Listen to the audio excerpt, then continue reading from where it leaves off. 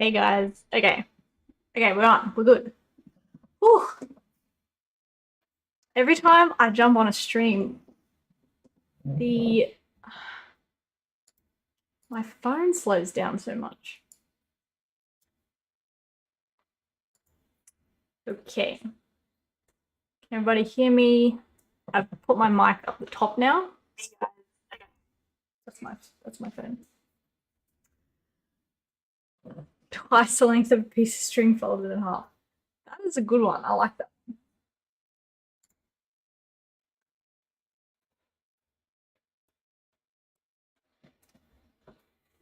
Trying to sort out all my stuff here.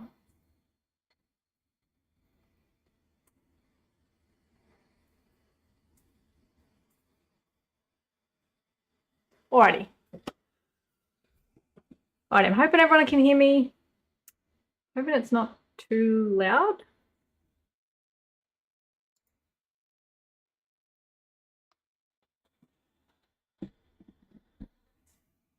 I've put my mic like up.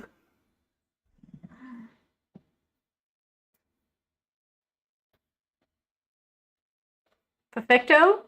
Sweet. Okay. I was going to do this outside in the garage. But there's a lot of mozzies out there. And the food is in here. Got chicken.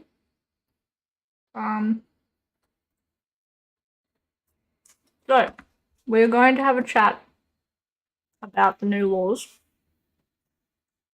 Hot topic of the moment. Coming through loud and clear. Awesome, Ross. Where's my food? Look, I've got two. Mars is actually here this time because there's food. Alrighty. So I've got a heap of different questions.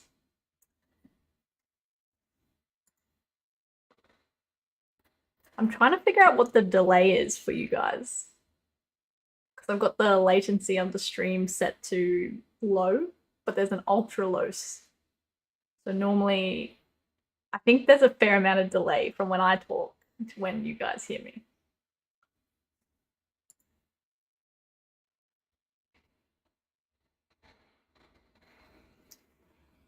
Yay, Mars. Yeah, Mars is here. Marsy boy, come here. Come on. Come here. Come up here. Come say hello. Come up here. Right up. There you go. He just wants the chicken. Look at his chicken stealing eyes.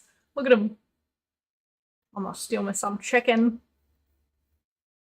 I know what you're thinking. 5, 4, 3, 2, 1.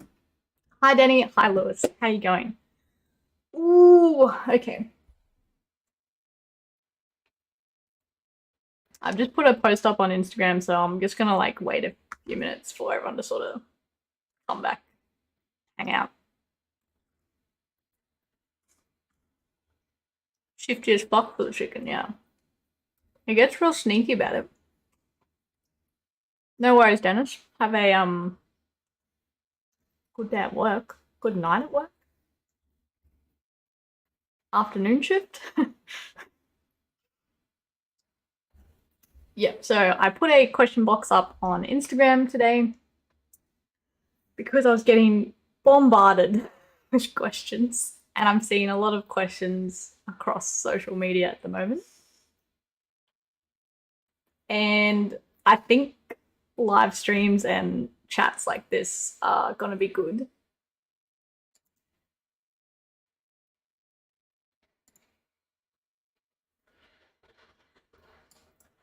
Because at least then it might clear up a few queries that people have and misconceptions that people have.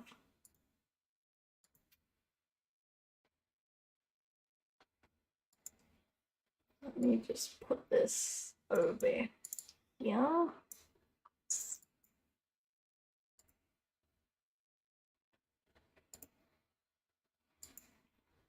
Trying to get it so I can see everything happening It happens. All right, cool. G'day from Ingham. Oh, just up the road. Just up the road, Robert. Hey, Jesse. Okay, all right.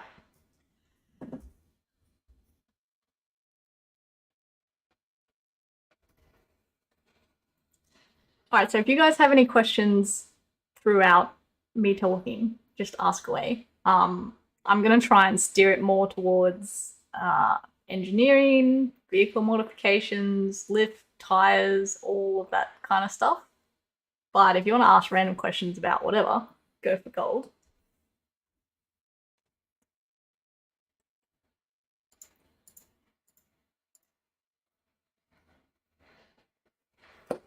Can you have some chicken? I'll have the chicken for you and I'll tell you how it is.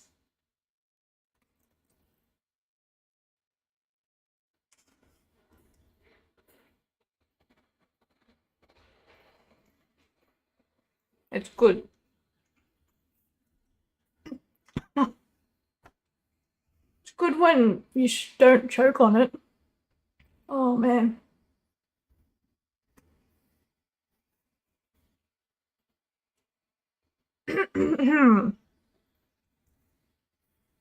How's the 76? It's good, Tommy. It's really good. It's kind of at that point now where I like the look of it and how it handles and the way it drives. But I'm also like bored and want to put a bull bar on it and put a roof rack on it and oh, don't die. I'm trying. Trying not to die. Oh, okay. What we got here? Bought a Delica. Damn. I'm getting old. Well, look. They're interesting vehicles. Is it fresh Ibis bin chicken? Look at it. This one might be. So it's got a nice dark tinge to it.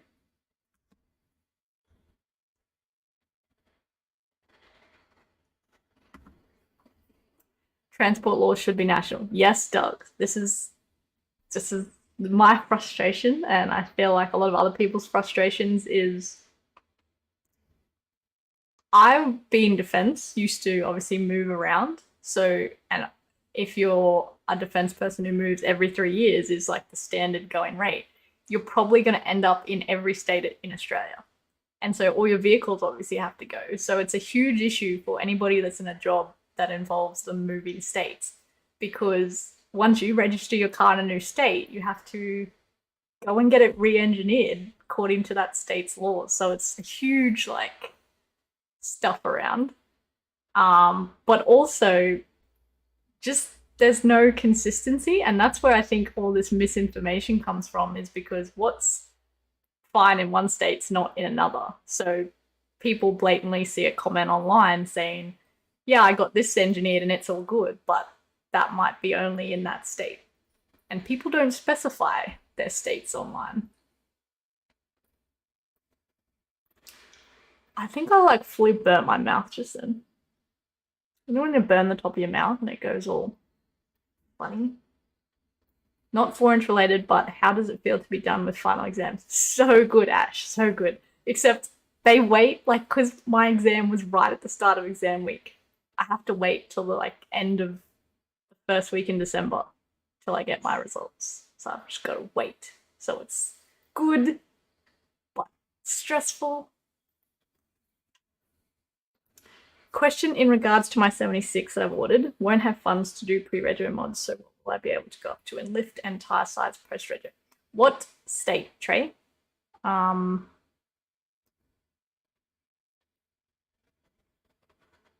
Because it will vary. Now you're questioning the chicken. A mighty boy with 35s. No way. That would be so slow. Rego should be one price no matter the engine size. It's discrimination.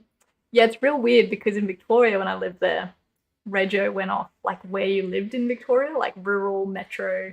It didn't matter what car you had. And then Queensland's obviously goes off what cylinders, which just to me makes no sense because it's Can't be for emissions because my car has 6 cylinders and it clearly puts out far more emissions than what a 4-cylinder or an 8-cylinder. Like, it's just, I don't get why Queensland Rego goes off cylinders.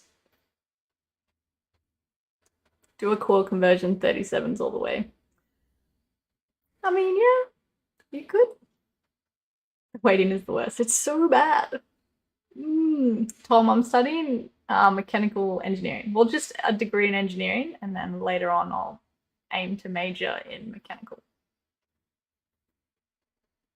I got your name right? Yes, sweet. Nailed it. I will not get many people's names right. Travis, welcome back. Currently drinking a Melbourne Bitter. I haven't got mine yet. I haven't even been to the bottle. I actually just got sent a case of beers to trial, so you guys will see those soon. They're pretty cool. I haven't tried one yet though. They are mango. Okay, so Queensland post-Rego, the limit for GVM upgrades is 10%. So depending if you've got a new 76, which would be super handy. So all the new 70s after like September, November onwards, it's built after then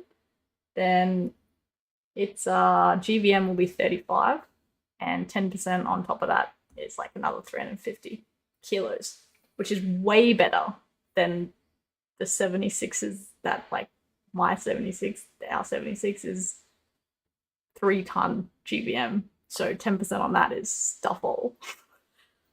So if you got a new 76, you're good for GVM pretty much. You can nearly get all the way to 4-ton. And tyres, you can go 2 inches bigger in Queensland. I'm pretty sure that's the same in most states now. So 2 inches bigger over what's on your placard. And 70 series generally came out with a 32, which is like the steely workmate tyre. So you can go to a 34, 34 and a half. And lift, you can now go to 4 inches. That is the news of the day. Used to be 3 inches, now it's 4.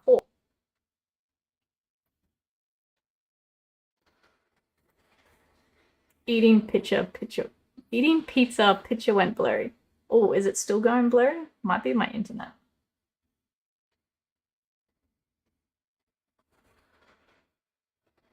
Chuck a barra in it. Destination 4-Wheel-Drive. Everyone go check out Destination's YouTube channel. It's got some good videos. Okay. Yeah, same with the 78. They had to change every single model of the 70 series to be over 3.5 tons GVM. They had to do that, otherwise they would have had to get some side impact airbags and all sorts of high-end technology. But by them pushing it over 3.5 ton GVM, they're now exempt from all of those safety things because it's in a different category. So it's now classed as a medium goods vehicle, which means it's exempt from a heap of different safety features. So the 78, 76, and the 279s will all be 3.510, I think, GVM. Let me pull up and we will film some content. I got 530k on TikTok. Damn, Casey. What was your most like viewed video? Like, what went viral? Because my most viral video ever across all platforms is of my finger doing a weird finger thing. That sounded, it's not inappropriate. It's just weird. And apparently the internet found it weird also. Got like millions of views. Ridiculous. Any new videos coming out soon? Yes, there will be on the 76, on the suspension. But there's just so much information coming out every day that it's like the video keeps getting outdated. It's only illegal if you get caught, so live it up and don't forget. Ah, yes. Always remember the Vaso. You can never have enough lube. That is a good... I learnt that in trade school. It's good advice. Pre and post Rego mods are the biggest money grab ever. See, this is the thing, right? This is... Ooh, I have to restrain myself from saying too much. the politics, right? The politics in the four-wheel driving modification industry are intense. And anybody that remembers like old days, like Thug Truck and the drama is still very much alive. Anyway, so Pre-Rego is kind of like a shortcut way to avoid having to do state level testing, because when it's done pre-rego, it's pretty much like you're redesigning the car. You're doing a bunch of design work, engineering, testing, evidence, and you're saying, this is the car now, and this is how it's coming from the factory. So it doesn't have to pass all these state engineering tests, and it's exempt from all the state level laws. So like the 10% Queensland limit for GBM upgrades, it's exempt from that if you do it before it's registered. So it's like this backdoor sneaky way. But the more that it gets shared on social media, it's becoming twisted and people are getting confused and people think you can't do things once it's been registered, but you can. It's just you've got to do the testing. Like it's crazy. It is there's a lot of misconception. But the more we chat about it, we'll all know, and we can all go out onto the social media world and educate everyone else.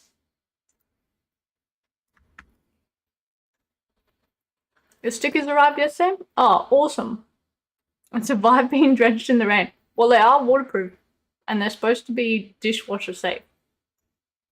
I haven't had anybody dishwasher them yet. I dishwashed mine, but my dishwasher's a bit, so I don't really trust it. But Liam, if Liam's in here, he's had his holographic sticker on his windscreen for ages, and it's still alive. OlBoy run it. Nah, OlBoy's got a 180Z. Drive the new 78 to your workshop and see what we can do with it. Has the GBM upgrade. Yeah, we can do whatever you like, Tess. We can do coil conversions, we can do track correction, parabolics, whatever you want.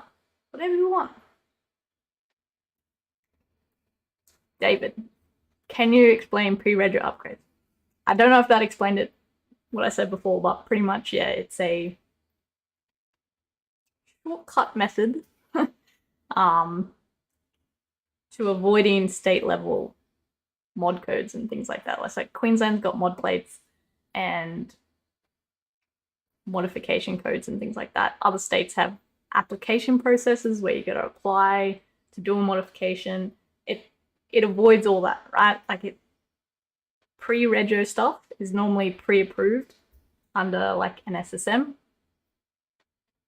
So it's already been approved, all the engineering's been done, everything's been tested already, and then it gets installed pre-rego so that when your car is registered, it's kind of a new car. It's no longer a Toyota Land Cruiser, it would be like a J-Race Land Cruiser. This kind of thing. That's sort of what second stage manufacture is, and a lot of that revolves around doing things pre-rego to avoid state level barriers. But there's a lot of things that are still achievable post-rego. It's just you've got to do the engineering and testing and the paperwork.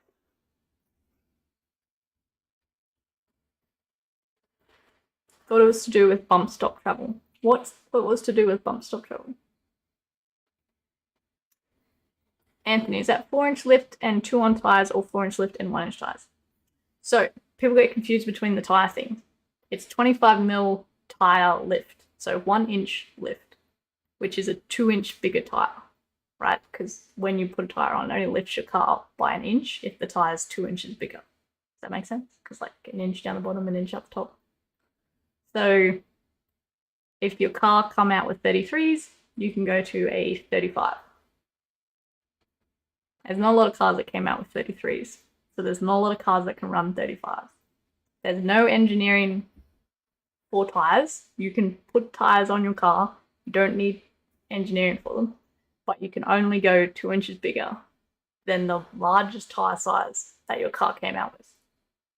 So all 70 series pretty much are good for 34.6-inch tyres because the steely, skinny split rims that are on the Workmate 70 series are about a 32 and a bit. So you can go to a 34 and a bit.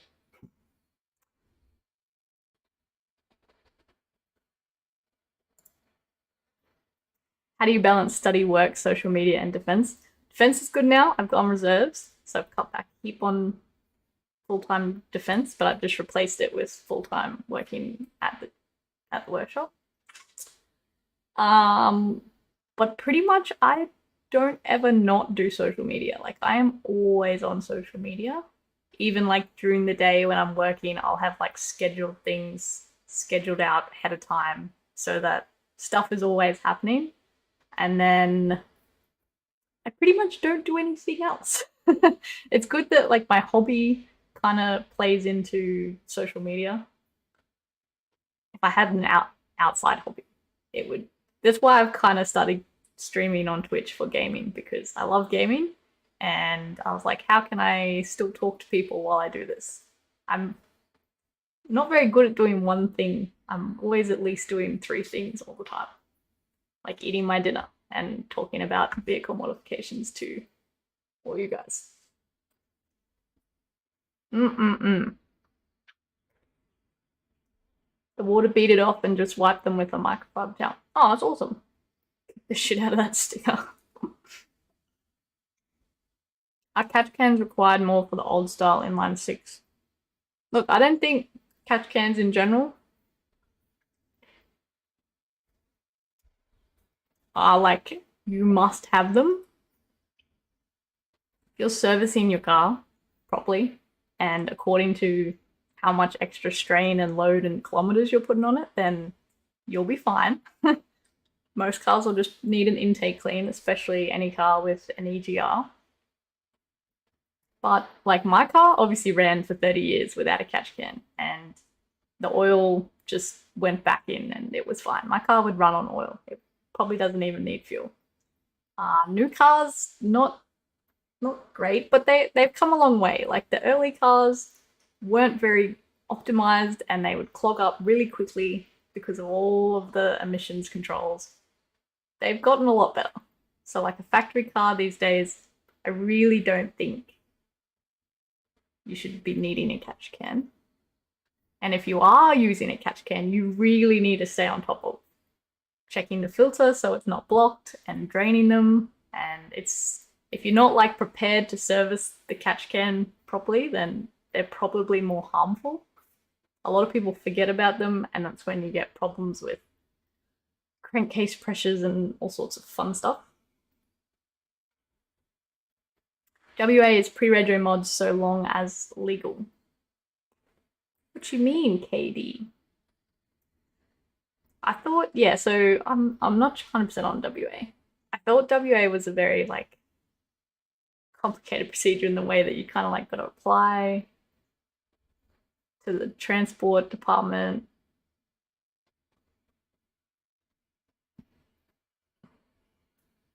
I thought lifts were worked out on bump stock travel. They are in some states, CJ. They are. In Queensland, there's mention, but overall it goes off your roof height, pretty much. And then you have to retain a certain amount of travel in your suspension. Like you can't just put 12-inch coilovers in and not maintain a certain amount of travel. But yeah, that again is different for every single state. Thoughts on repairing panel work? Did myself a mischief and destroyed the left guard on my 105.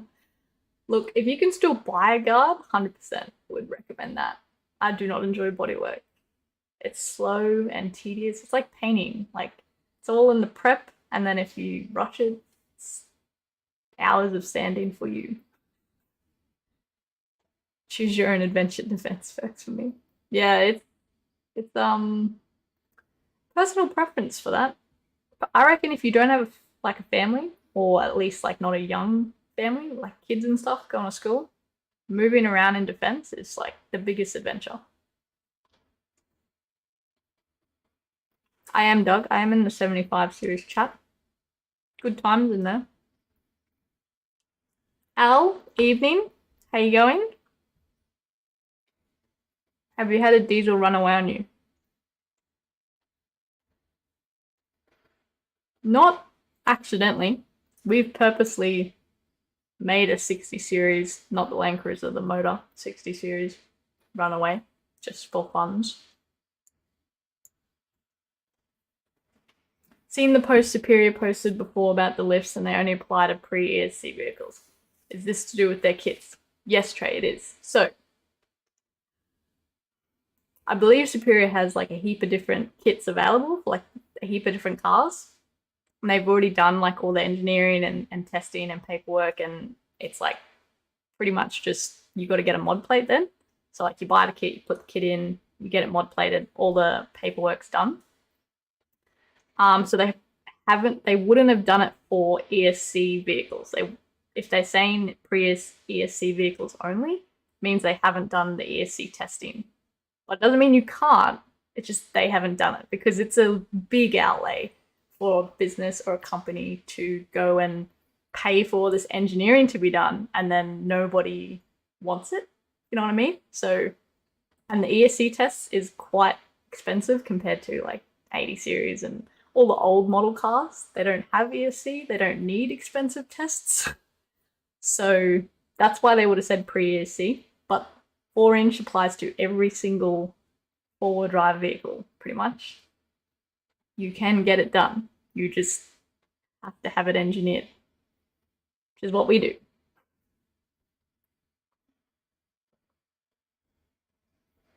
Yeah, Toyota voids warranty on so much stuff.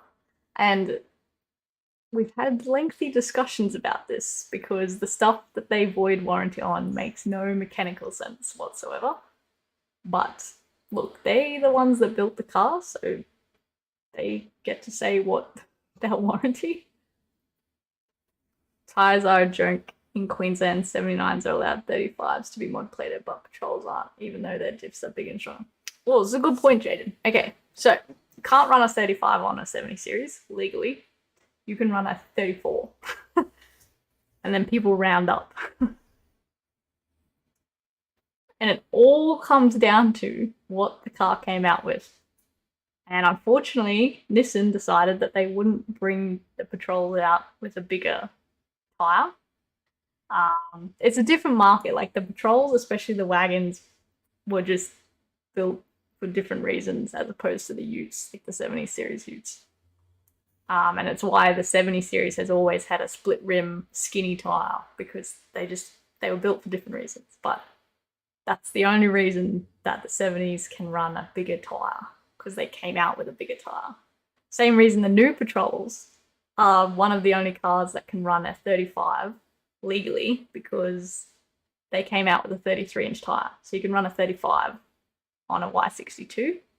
And I believe on the Ranger, one of the Rangers now comes out with 33s. So you can run a 35. The ones I think everybody sees are the SSM cars, the ones that have been federally approved as a second stage manufactured kit.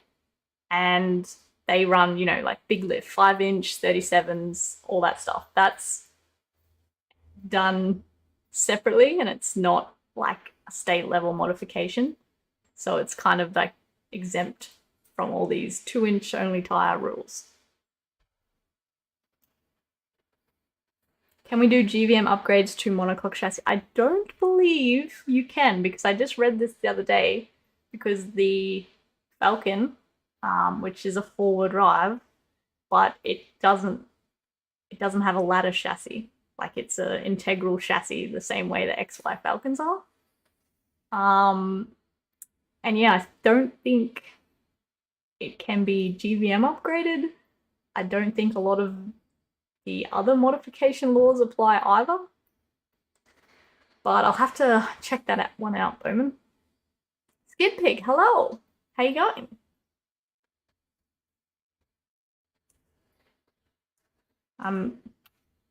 All these pieces of chicken are huge.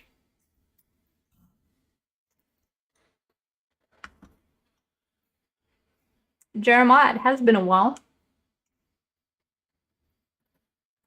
There you go, Liam's on it. Ranger Raptor and Ranger FX4. New content's coming. We're doing the 76 suspension, but we keep changing it, and the rules keep changing.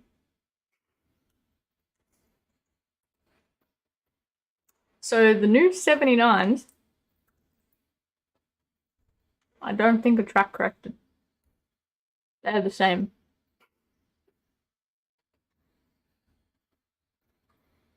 I've had two different things.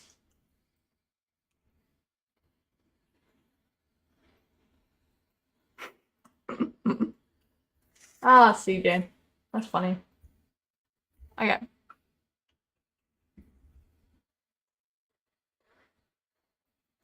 Let's answer some questions.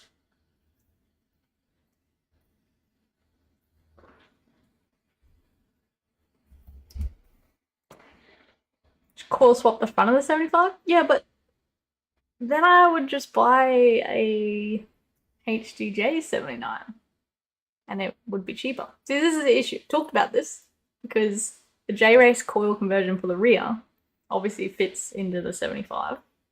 So I could coil swap the rear. And then I was like, oh, sweet, we'll just coil swap the front. But then I would have to get a wider front diff to match the rear wider diff. And then nothing fits. Like none of the steering arms, the steering boxes, like everything. It would be like cut everything out and redesign the entire front. Like I can't just swap HDJ 79, like the 6-cylinder 79 core front end. It just, everything's backwards. Steering boxes swing the other way. Anyway, so I've concluded it would be cheaper, more practical to just go and buy HDJ 79 and get a coil front and then coil swap the rear with our kit. You ordered it in August 21? Oh my god, Super Glide, that's hectic. That was so long ago. That was before we got the 76. Wow. Cameron, how's it going?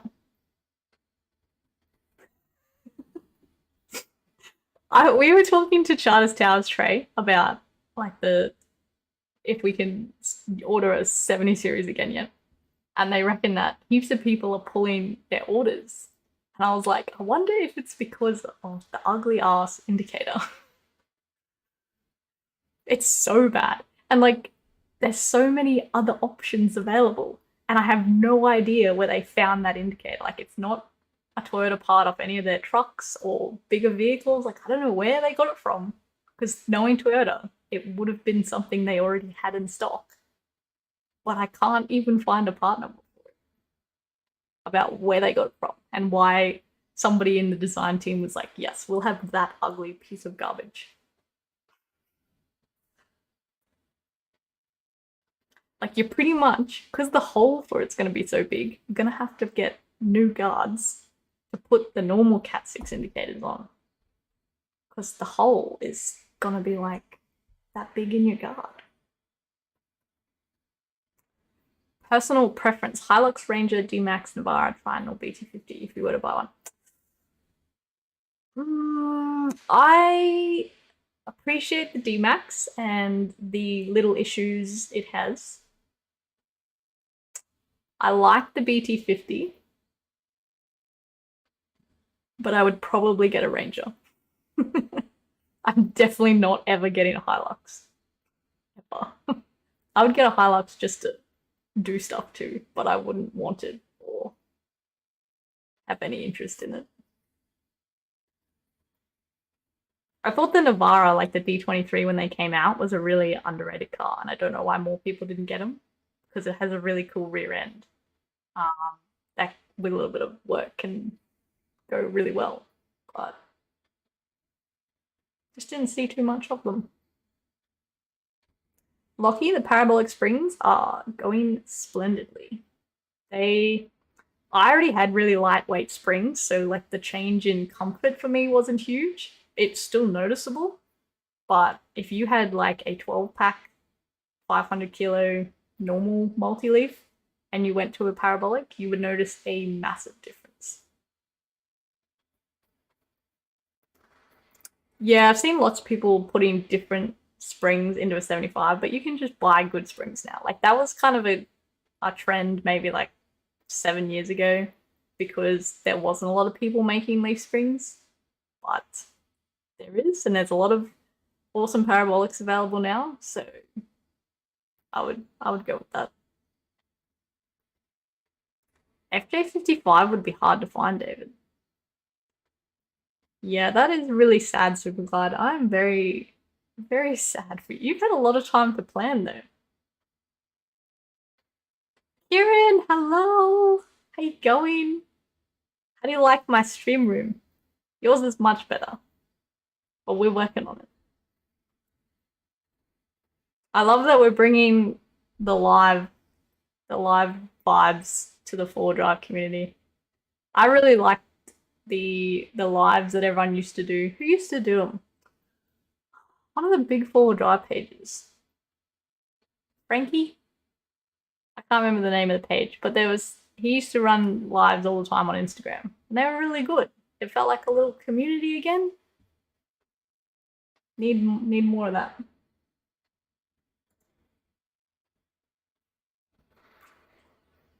The indicator on the 79s are the same you put in. No, they're not, Anthony. The 79s indicators on the new ones are huge and ugly and disproportionate to everything, and they're in a different spot, and they're just gross.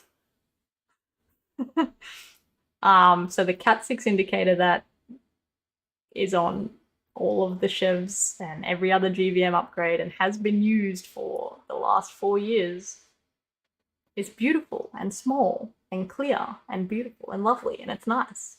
And it doesn't cut a big hole in your guard.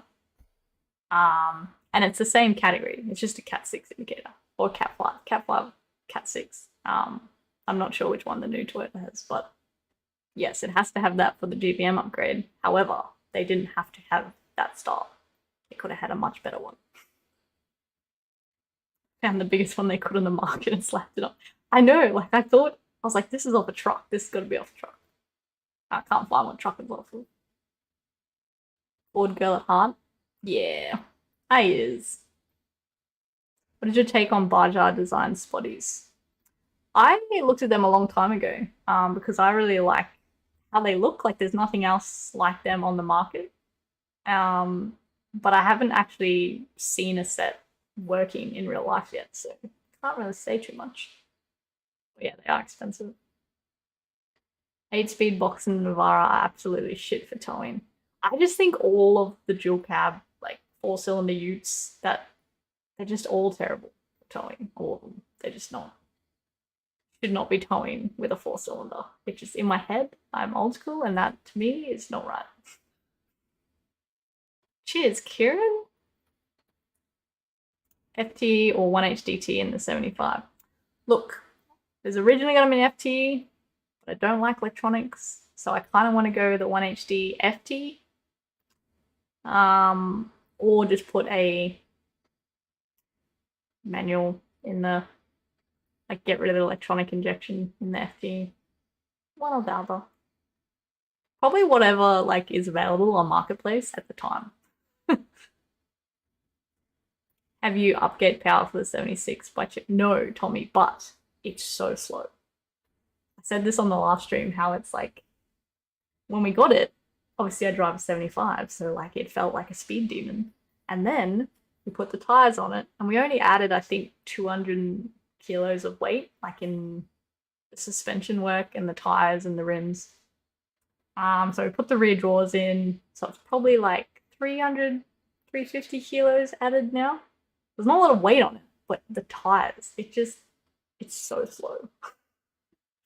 And obviously, I know what a tuned one feels like, so it's sad. It definitely needs more power.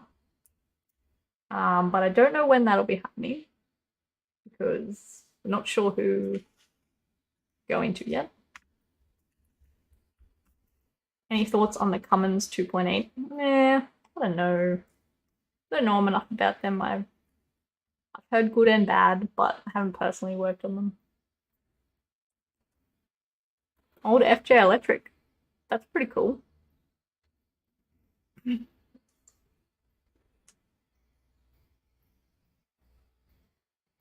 I wonder like how that's going to go in the future. Everyone kind of making their own cars electric. While driven, I would go diesel. Obviously, being a diesel mechanic, I am more comfortable working on diesel than petrol. I like old petrols, like my XY. Simple, just fuel and air, good mix. She's good to go. New dual cab ute towing capacity is overrated. This is the other news, okay? So in Queensland, you have not been able to do a GCM upgrade. You can do this fake, half-assed, secret GCM upgrade, but it's not really. They just upgrade your GVM. They upgrade your brake towing capacity, and they call it a GCM upgrade, but it's not really. So they're looking to bring in a mod code that will allow actual GCM upgrades. So that will be good. But yeah, the whole 3.5 ton towing from a 4-cylinder probably works really well, but as soon as you weigh the car down, like with all your modifications and your lift and your bigger tires, it probably shouldn't be towing that amount. You should run truck nuts on OlBoy. Request from my 19-year-old. No! I've seen some, like, real ones where people will, like, taxidermy, like, rams and stuff and put them on. It's not good. More power comes more responsibility. More power, more weight, and more tire size comes more responsibility. I did, Cameron. I did see it. I really liked it. There was a heap of like real posh people there, and they were all like, I don't know about this, and this seating spot's weird. And I'm just like, this is awesome. I love everything about this. It's got an unfortunate European underbody. Like, it would be nice if it was just solid axle coils, radius arms, control arms, standard stuff, but it's a little bit weird. A little bit American truck, F-trucky, lame stuff.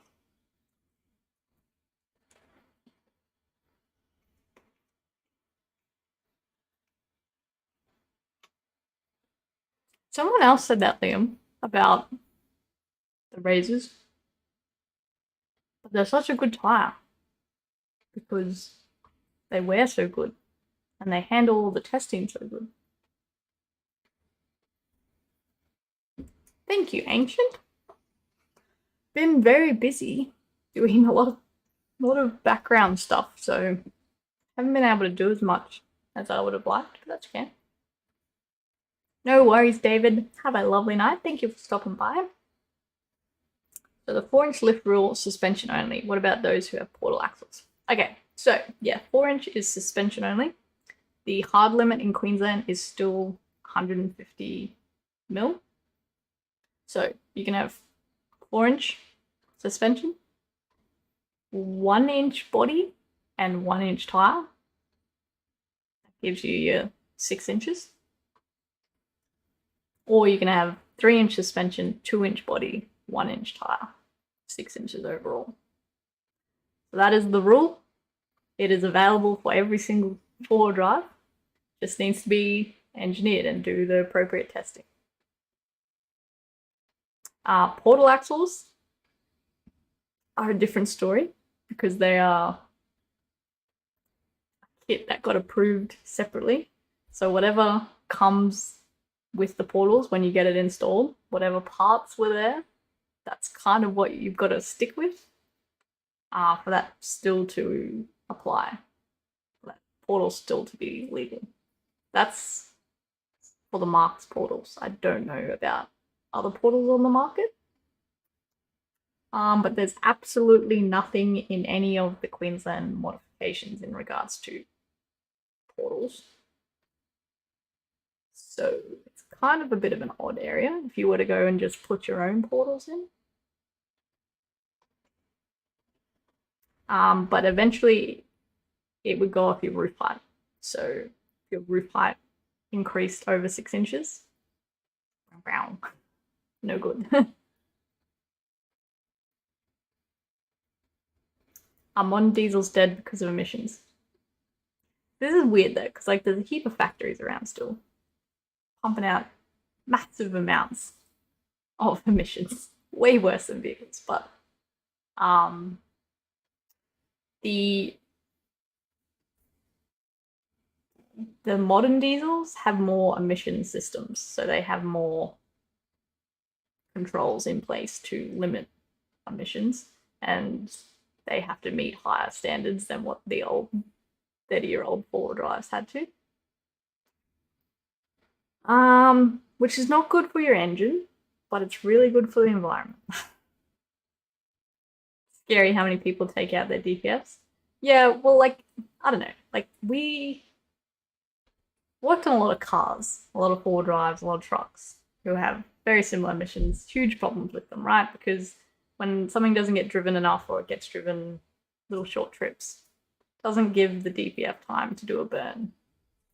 So it ends up clogging up, and then it's a problem, and then there's warning lights and all sorts of stuff.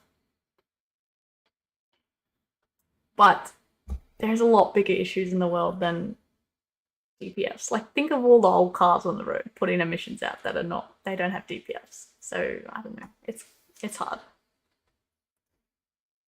None of the emission systems in your car are ideal for your vehicle running optimally at all. They've tried to do their best, but at the end of the day, EGRs and all that stuff and DPFs, they're not, like, that's not helping your car be an efficient car. It's helping the environment.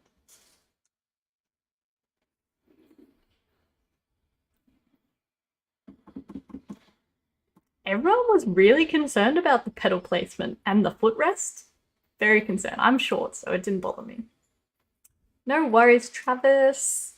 Oh, it's 10 PM in Victoria? I didn't think of that. 10 PM in a lot of places. Oh well. Okay.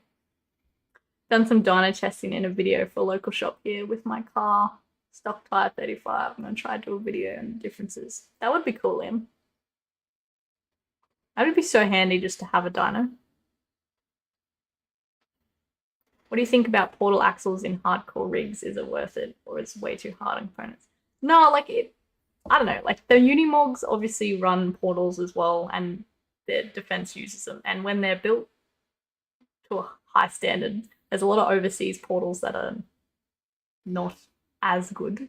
But, you know, if they're built out of quality parts and, like, the actual material that's being used, then it's fine. Like, that's not an issue. But they raise your vehicle's center of gravity a lot. And so you have a roof rack on top of your car as well. Then you might have a rooftop tent on top of that. And then you put portals. All your weight is suddenly very high. And because portals are engineered to run at standard lift, so they have standard shocks, standard coils, not lifted coils, nothing's lifted. The suspension's stock standard, which means you got very little travel of your wheel. So, like, up and down travel, which off-road gets scary because if you don't have suspension travel, your wheel can't drop down to stay in contact with, like, a rut. So your whole car will... You feel me? Does that make sense? Suspension travel is such an important thing. Like, lift, not that important. Suspension travel, like, from all the way up to all the way down, the better that is, the bigger that is, the more in contact with the ground your wheels are going to be, which means your car's going to be less like this, which is fine on like flat tracks. But once you get on a steep incline that's like steep and like off cambered and rutted, I don't want to be in a portal car. Unimogs lay over so much. They just bloop because they've got really stiff coils in them. Obviously, so they can carry a heap of weight. So they don't have good suspension travel, obviously. So when they get on an incline, all the weight is so high up from the portals and the big tires that they just lay over. They go for a nap. And it's an ick feeling in my tummy. I hate it. I hate that feeling of the car rolling over. If you've ever been in like a low wide car with good suspension travel, it's night and day between that and a high lifted portal car. Like, it's so much more comfortable being low with good articulation, wheels always in contact with the ground, cab's not on a mad incline. Night and day. So no, I would never run portals. Like, ground clearance is not that important to me. I had 35s for a bit, but I've generally always forward drived on 33s. And yeah, I hit stuff sometimes, but like, other people hit stuff sometimes. I learnt to drive early on from putting my tyres on the high points so that I avoided smashing everything underneath.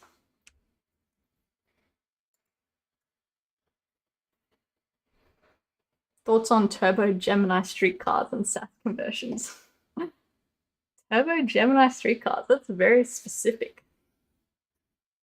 Had a few mates build up Geminis, actually. It's kind of like a streetcar of choice. It's really weird. But no, I think go for gold. I think anything that's a bit old school like that is cool these days. SAS conversions, I could probably make a whole ass video talking about SAS conversions. I think I'll just say this. I think SAS conversions are very Instagram.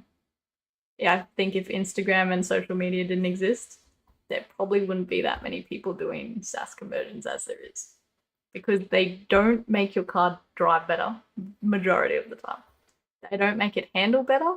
It's usually more uncomfortable on road. It's usually more uncomfortable off road. You'll probably break more stuff. It's expensive. And you don't get any more travel. You probably get less travel. I think it's a social media hype that you're only cool if you have a SAS car, which is just so backwards because they're really terrible to drive most of the time. Sometimes they're done right and sometimes they're done good, but a lot of the time, no. 3F in the 75, that's very old school. I don't think I would run a 3F in any car. That seems like a bad time. Old school petrols, like carbureted petrols on four-wheel drive tracks, in my experience, are not happy campers. I've had so many instances where four-wheel drives roll backwards and roll down hills because they stall, because they starve themselves. Dobinson or Superior remote res? Any suggestions? I love Dobinsons. I love my Dobinson. We're pulled apart Kings and pulled apart Dobinsons, and there's a huge price difference, I think, between them. Maybe not anymore. I don't know. But Dobinson, like, I think just being local in Australia, they're awesome to deal with, like, for returns and warranty or any issues or questions you have. I think Dobinson's awesome for that, like after sales service. Especially if you're buying Dobinsons from their dealers. So good. But yeah, Dobinson three-way adjustables have a heap more of adjustment than the Superior ones, I believe. Scary how many new gen ranges are catching fire. Somebody else said this to me. Is it really like an odd amount? Because they just passed a law in New South Wales, I think, where you've got to be qualified now for electrical fitting onto like cars. like as a certificate you've got to have, which is good because cars these days, to fit electrical accessories, you've got to have half a brain about wiring. Try a massive lifted car with shitloads of travel, it's terrifying. Be like a spider, like a slinky boy. Portals on patrol stock suspension is mint. If only they weren't 20 grand. 20 grand's pretty cheap compared to the 70 series ones.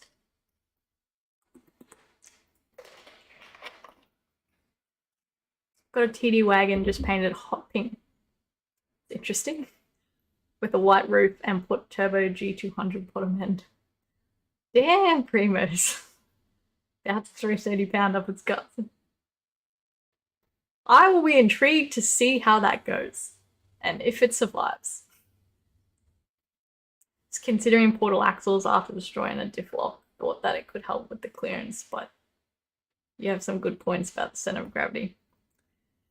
Yeah, it's like, I think if you were touring, and like that's why the Unimogs are good, right? Because they're not doing hardcore four-wheel drive tracks and they're not really doing anything off camera. They carry load across terrain, dirt, and they do that really well. And they have good clearance, so it's good for like high grass, places with like anthills and stuff like that.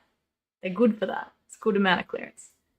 But they also run huge tires, so they have huge amount of clearance, where portals they don't have suspension lift, so it's without cutting guards you can't fit a huge tire.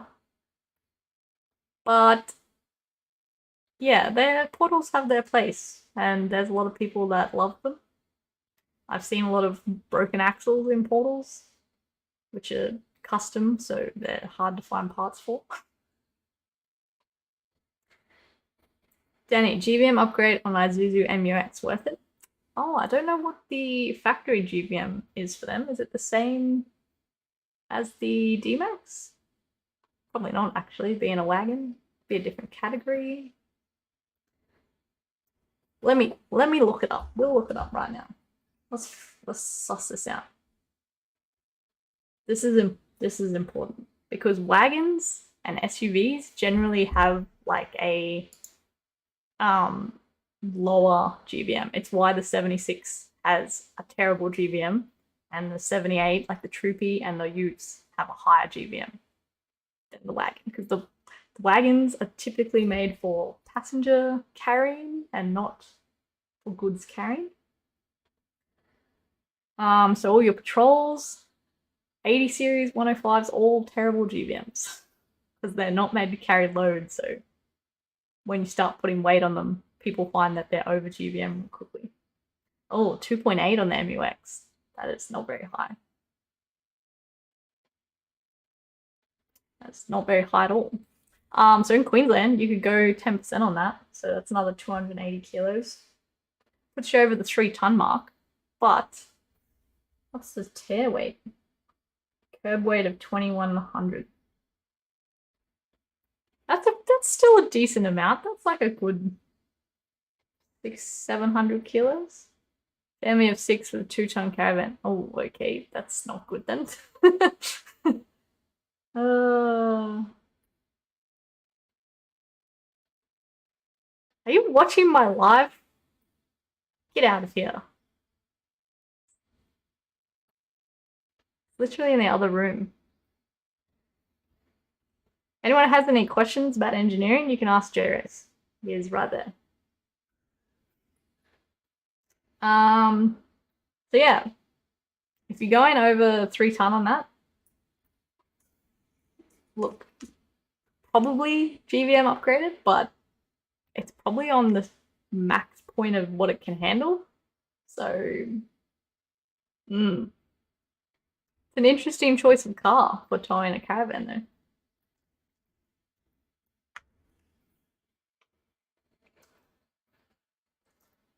Where's Marzi? He's here. Little Marzi boy. You want to come up here? Come on. Come on. No, come up here. Come on. He's still eyeing off my chicken. He's being weird because he wants to sit down. He's like, I'm sitting, so she'll give me the chicken. Okay.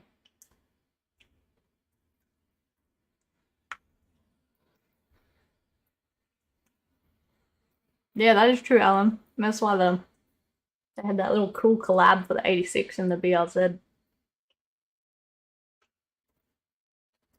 Land Rover, still doing it up, just doing it up slowly because I'm doing 4,000 things at once.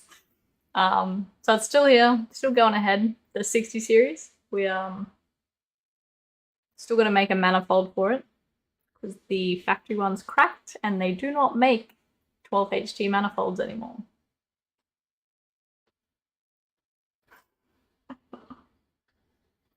You guys go have your little private conversation elsewhere. Liam, Jay, have you made OnlyFans for your awesome 4-wheel drive content? No, but I opened up my Instagram subscriptions. So you can be a YouTube member, a Twitch subscriber, or an Instagram subscriber, and all of those, no matter what platform you're on, you get access into the Discord chat just for subscribers and members. And that is where all of the stuff is. So you guys get like merch and discounts off stuff, and you get all the extra entries into giveaways. So that's where I'm going to be putting all that. But I don't know what to put as like my content for my subscribers. Do I just put Mars photos? Is that what they want? Is that what the people want? Do I just put OlBoy content?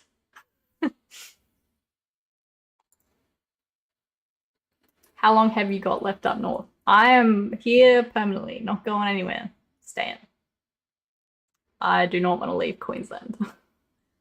No worries, Ancient. Thanks for stopping by. Hope Mars shits on your pillow tonight. He would not do such a thing. Are the 110 worth looking at or getting if you wanted the Defender? Look, the Defenders are very old. They've been all well used. If you wanted a good project, yeah, but I think what they sell for at auction can be quite expensive for probably what they're worth. So yeah, I don't know. I personally wouldn't buy one because I know what they've been through. We're all only here for Mars. That's what I mean. I was like, I could just make Mars content because he's the only one who gets views. Can you put 60 series content?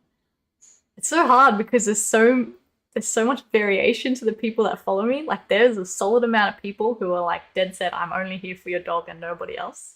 That's quite a large chunk.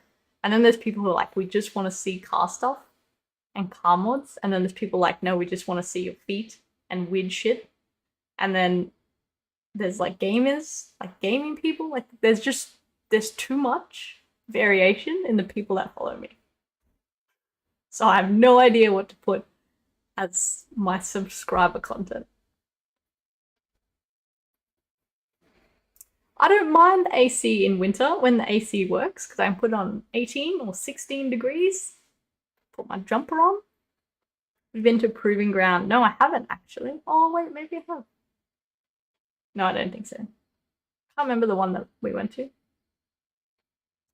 Can you do a quick explain or repeat where to look about 4-inch lift legal as I have a TD patrol with 4-inch in Queensland? Okay, so anyone, we can engineer your lift. We have to do a lane change test. So we go out to the track, run it through the lane change test. We check a bunch of other stuff like your brakes and serviceability of things. But pretty much it's very similar to the process of what a 3-inch suspension lift was. And then you get a mod plate if you're in Queensland. And then your car is good to go. So there's places at the moment, I think someone was saying earlier, Superior have like pre-approved, so they would have already run a certain like different models of cars through all the testing. They would have approved them all. So as long as your car has that stuff in it, so like has their kit in it with all their parts, and it's the same model as the one that they've already engineered or done testing for, then you can pretty much just go and get your mod plate. But yeah, you'd have to have all their parts, I'd assume. But we can just do everything from scratch pretty much. So if it's a patrol, that's easy. No ESC. You don't have to do an ESC test and spend all your money. Pretty basic, really. So mine, I had to upgrade my brakes because the 75 wasn't going to pass the brake test. So I got my dual diaphragm booster and upgraded all my brakes and my drums, and then it passed the brake test. And did the lane change test. So there's like a heap of different engineering tests that go in the background, but you couldn't do 4-inch before, and now you can.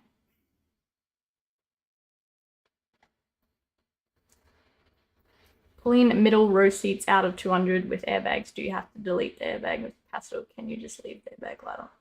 No. If it has a occupancy detector in it, like it can tell if there's people in those seats or not, that will be a problem. But there will be, you'll have to reduce your seating capacity. So part of that will be checking all those things off, like your airbags, and checking that you're actually still gonna deploy in an accident. But pretty much every car is different. I'm not sure about the 200 series, but there's so many different SRS systems, and then the way they work can be different between models, like different years of the same model. So that's definitely something you'd have to take into an engineer. You can teach Andrew to do a tyre change. Does he not know how to do it? He didn't know how to change a tyre. Andrew, same here. I follow you for everything you do except these stuff. Thank you, Jason. I appreciate that. I'm more than just my feet, I hope. That's what I thought since you worked on them. I would love to get a 130, but not sure about the 2.4 and 2.2 engines. Thinking it might be. I know, I'm waiting for the dual cab too. I just want the dual cab out. All these people can pre-order their wagons. I don't want a wagon. I want a dual cab. Honestly want to know how someone could be attracted to feet. There's so fucked up. There's so much worse stuff out there than that as well. It's so much worse. Keep up the good work. Thanks, Mark. I like the dog, the gaming, and the car stuff. Keep it. I can do that. I can do that, DB. What's the cost of engineering a 4-inch lift? Alright, so this was a question that I got asked a lot on the question box I put on Instagram, was the cost. It is so broad, it's not funny. So if a kit has already been like engineered and approved, so our kits have already been tested, we've already lane change tested, brake tested. So when you bring your car in and it has everything in it that it needs to have in it, and it's serviceable and it's good, we can just sign it off, write out your mod plate, do some paperwork, and you're good to go. If your car has not been part of a pre-engineered kit, like no one's done any testing for it, then that has to be done. So your car will have to do a bunch of testing. You'll have to pass that testing, which means your tires are going to be good, your brakes are going to be good. Is your braking system good in general? Do you need a different booster? Do you need a sway bar? So pricing can just vary so much.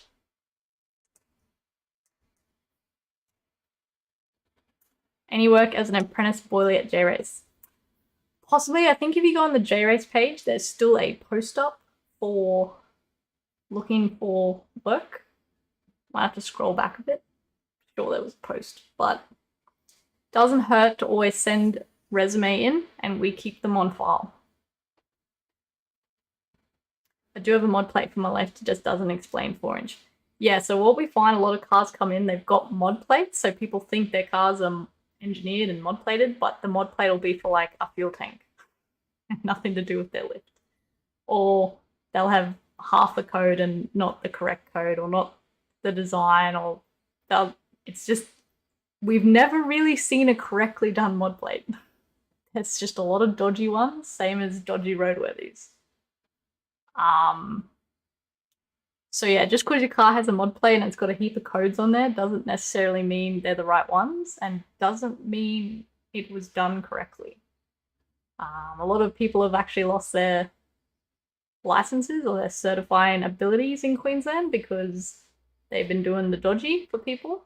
So yeah, got to be careful with that. There's actually a video on TikTok of the 76 going through the lane change with 4 ton in it, and it's sitting about 4 inches of lift. Handles really well.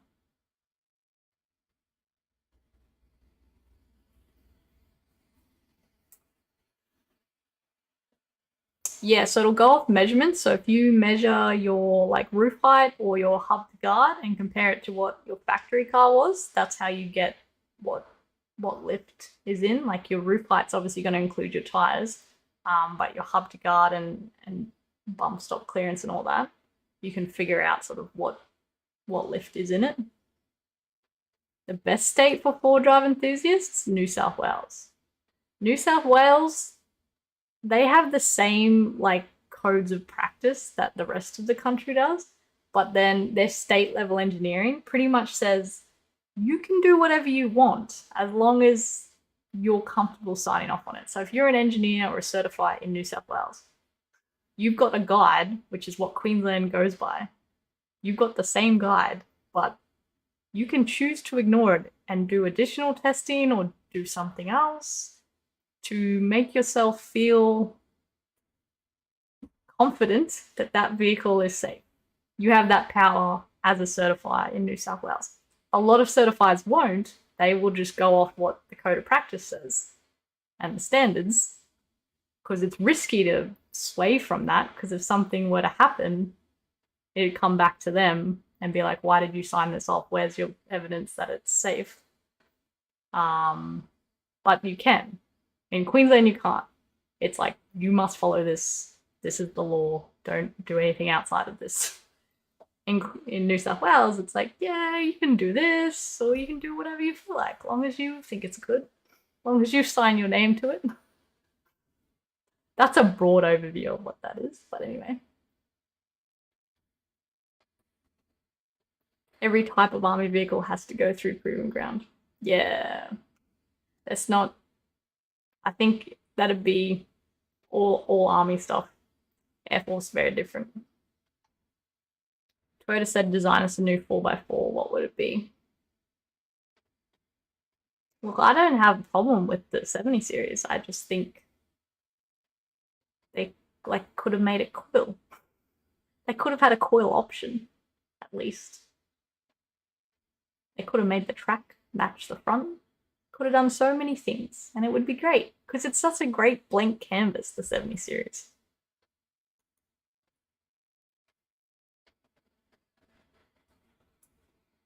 Yeah, I did watch that one, Andrew, but because it's done in New South Wales, it's very different to what's in Queensland. And yeah, like I said, it's very like individual basis in New South Wales, so an engineer can do whatever they feel comfortable signing off on, which is very different to Queensland. So you can't get 4-inch 35s on a patrol in Queensland, because the patrol did not come out with 33s. I'm more than just my feet. I'm going to put that on the shirt. Oh, that would be such a weird shirt to wear. G'day from West Oz. Hello, Yoda.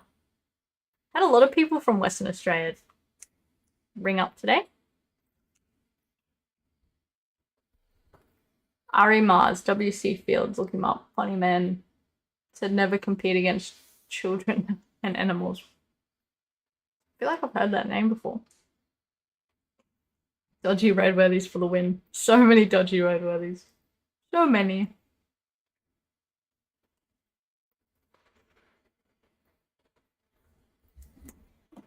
Right, let me try and find some of these questions here.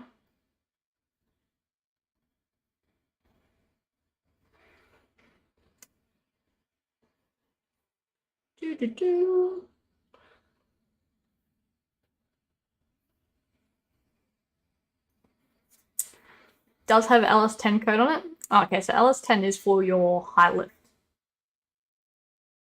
So that's good. That's a good start.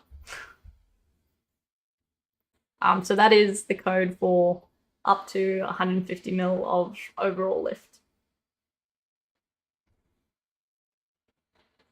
It's how you get 1,000 horsepower V8 engines in a 800 kilo car and have it street retro.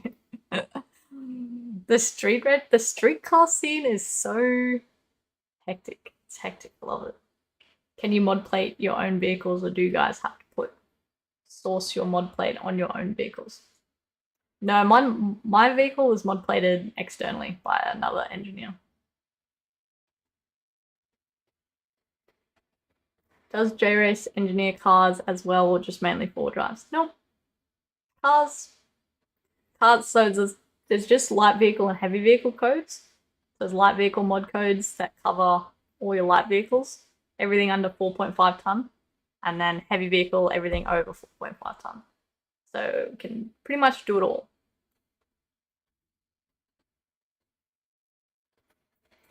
What about driving a mod-plated vehicle from Victoria through Queensland? Okay, so if you're just driving through, your car's registered to the state that it is, so the modifications have to be in accordance with whatever state that car's registered in. There was this big issue when Queensland did Operation Lift, like all those years ago.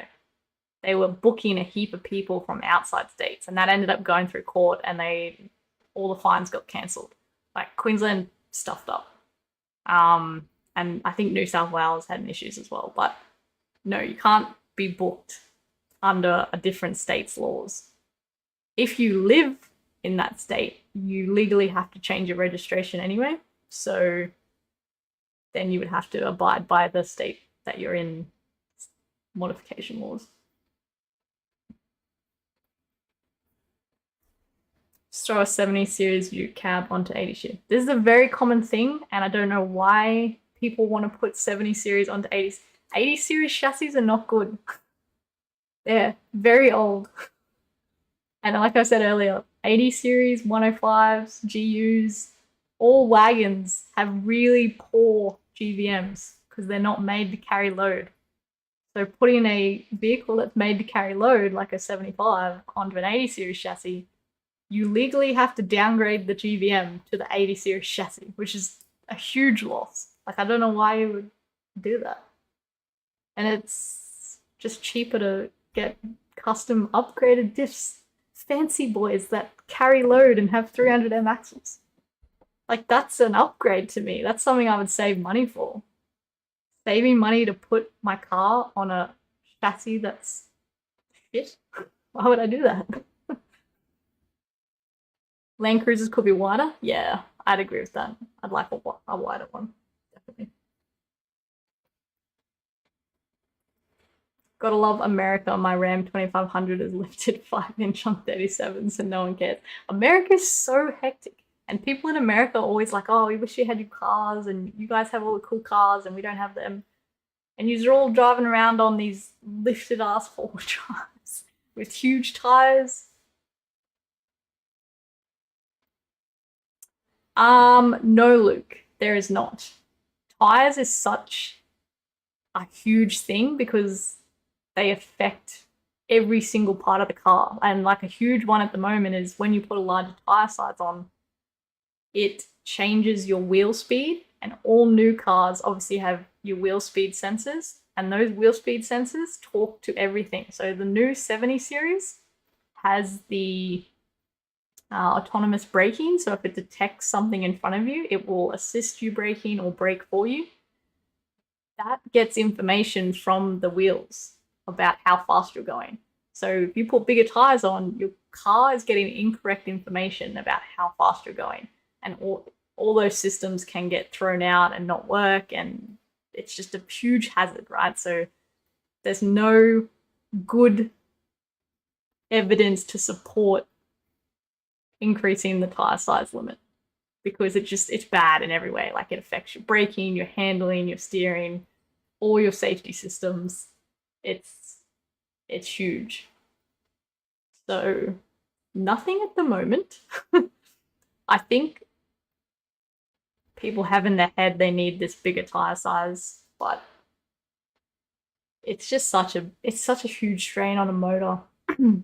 They're great for off-road. Like if you have an off-road only car or you're doing off-road comps, yeah, run those huge tires because you don't have to drive that car at 100 k's an hour and pull up when someone pulls out in front of you. Like there's a limit, and I think 2 inches is just a good limit. And it's why it's 2 inches above factory. Like a lot of people go, can you get 35s on this car? And it's like, no, it goes off what that car came from factory because it's an allowable limit from what it can handle to what it possibly can still handle. James, hello. Bought a 100 series Cruiser FT, had a set of drawers in the back and seatbelts taken out. When I got a roadworthy for it, had to get a mod plate. Yeah, so there's mod codes in Queensland for seating capacity. So you can have a seating capacity increase, but usually it's a decrease. It's also for seating change.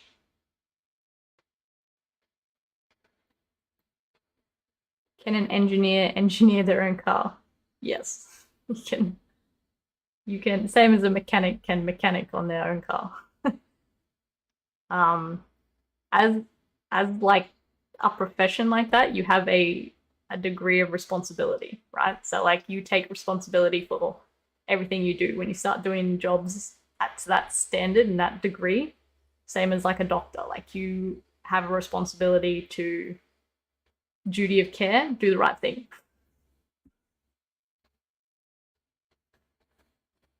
Neg 40, how much wider do you want to go? Well, I run neg 50, so you now 4-drive 247. I don't know what that means, James.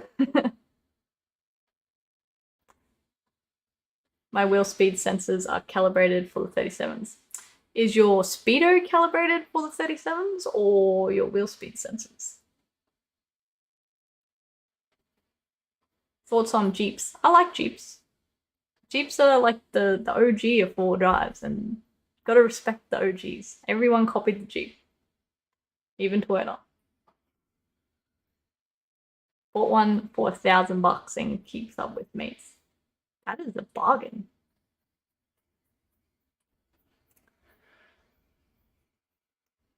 Yeah, that's it, Primo. Everyone just wants, I don't know, the social media hype.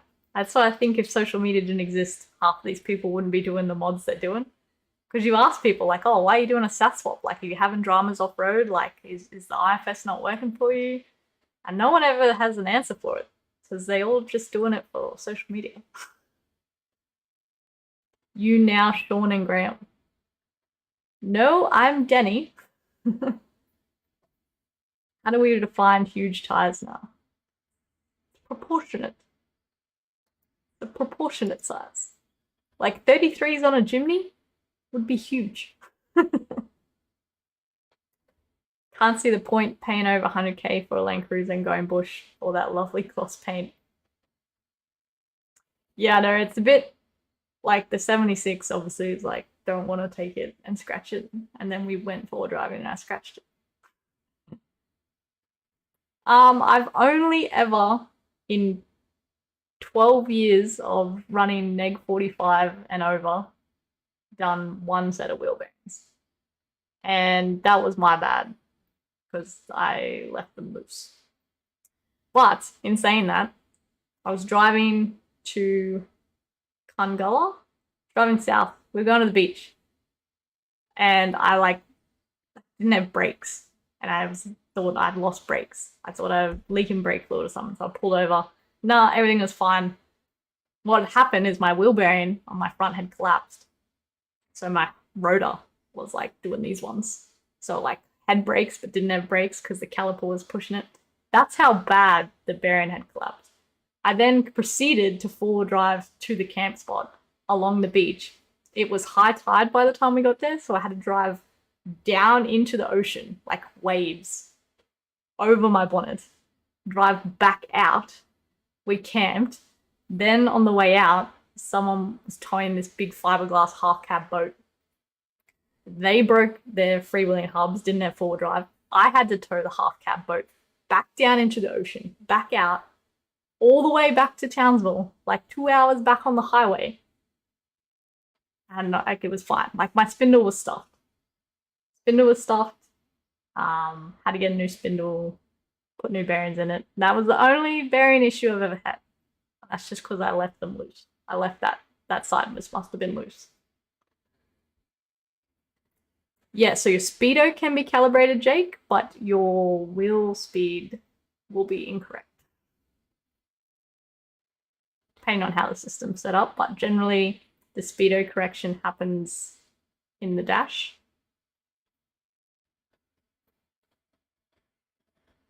Oh, that's good talk. Got the stickers. That's cool. I'm so glad everyone's getting their stickers. That's awesome. Neg 50, no scrubbing because neg 50 pushes the wheel out. So being a 75, I don't have like issues that the new cars, dual cabs and that have where they hit body mounts and stuff. The only scrubbing I have is when my rear articulates, my tire, because they're so wide, hits the chassis rail. But I can't go any more positive because that would just be worse. It needs to be more out.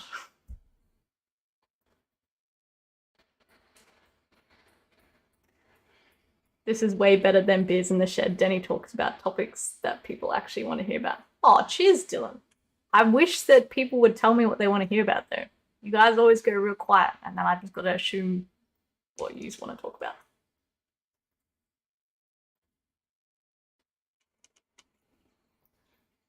Because my car is so... What's the word? Like... I kind of know what's going on. Like, I can just push my wheel, and I will hear my bearing. And the time it went, the only reason I knew that it had gone, like that it was collapsed, was because it was hot. But on hard ground, I can rock my wheel and I'll be able to tell if my wheel bearing's loose.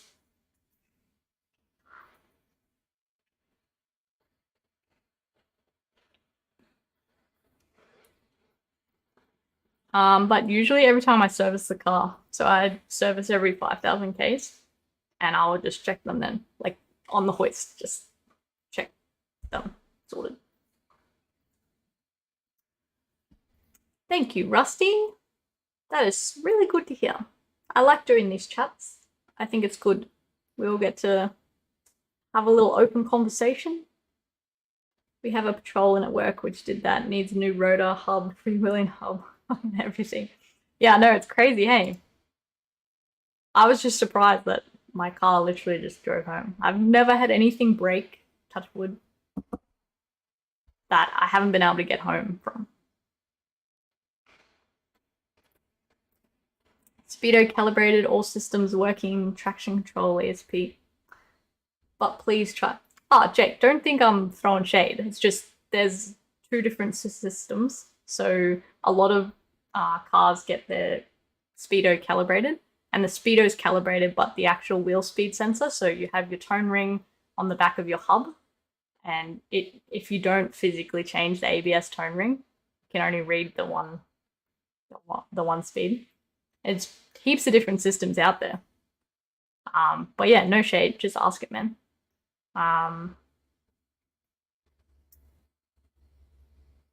If it goes quiet, I'll start asking Falcon questions. No worries, we can always talk Falcon. Lack of maintenance play any part in lift limits? What do you mean, Sean? Lack of maintenance play any part in lift limits? Yep, you're gonna have to explain that one, sorry. Hey there, I was in Townsville the other week on holidays. It's bloody awesome up that way. I still have the V8 60 series. It breaks every time I drive it. Yeah, it's a bit weird up here because there's like it's good up here if you love fishing and you got a boat. If you don't, probably gonna be really boring. There's not a lot to do. There's not a lot of tracks. You gotta drive a fair way to get some good tracks. just talk shit about wankers that build cars and basically make them pointless just to be cool on Instagram. Could name quite a few. Yeah, but like that's the thing. Like, if that makes you happy, like if you love building cars to put on social media and that makes you happy, you go for gold. But the thing is that when it affects other people, especially young people, because they're like, oh, I've got to have a sass in my car to be cool, like all these other people. And that's like, you don't. Your car can be cool. You don't have to sass it. You don't have to put this huge lift in it. Like, you can, your car is capable and cool without that stuff. Is 70 series better than a Hilux for overlanding? Nothing is really better than anything. It comes down to the driver every day of the week. Greetings from Brazil. I missed you, Isaac. Sorry. That is a long way away. That is a very long way away. Alrighty. I was going through these questions from the Instagram.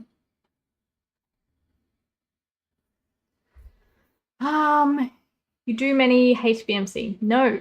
It's very... The entire scene has changed a lot. Obviously, a lot of people, like when I was getting into cars, it was all street cars. A lot of that hydraulic technology and everything like that comes a lot from street cars. Some of the new four-wheel drives have it. But yeah, don't see a lot up here. I don't know if it's more because we're a bit more rural up here. I think people steer away from weird stuff. How good is Cane Cutter's champion and ham cheese toasties though? Not wrong, Premates, not wrong. Can you fix this law in Norway too? What are the laws like in Norway for vehicles, Andre? On this episode of Beers in Danie's Room, we talk about the legalities of 4-inch lift speedos and how to get the most of your 75 series wheel rims. That'd be such a good title for this video.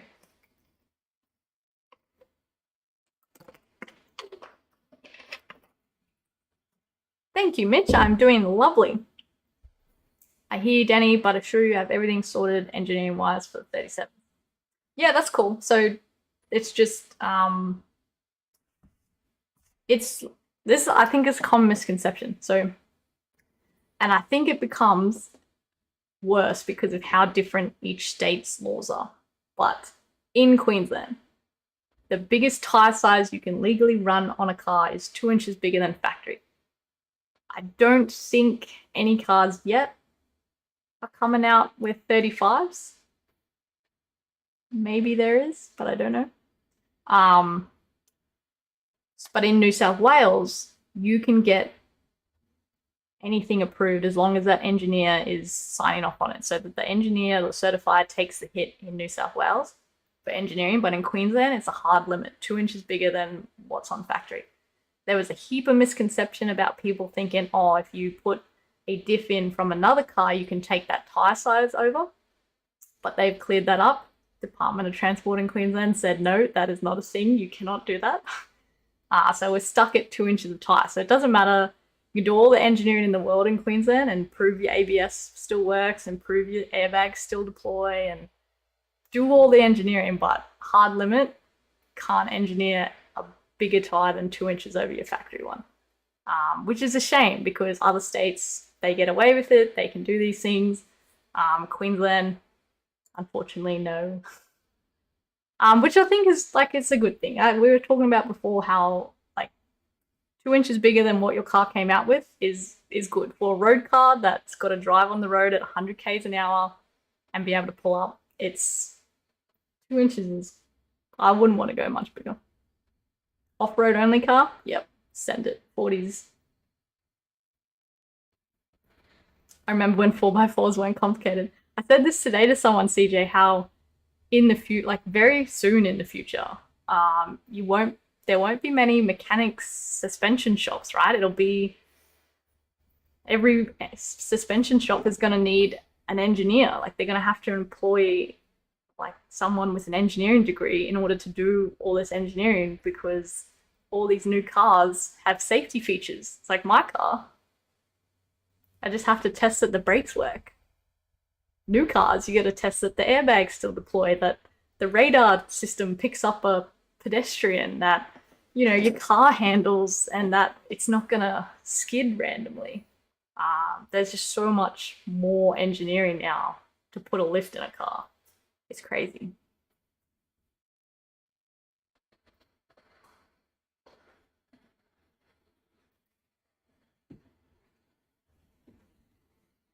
This is normal for American trucks. We have software tools to reprogram every parameter.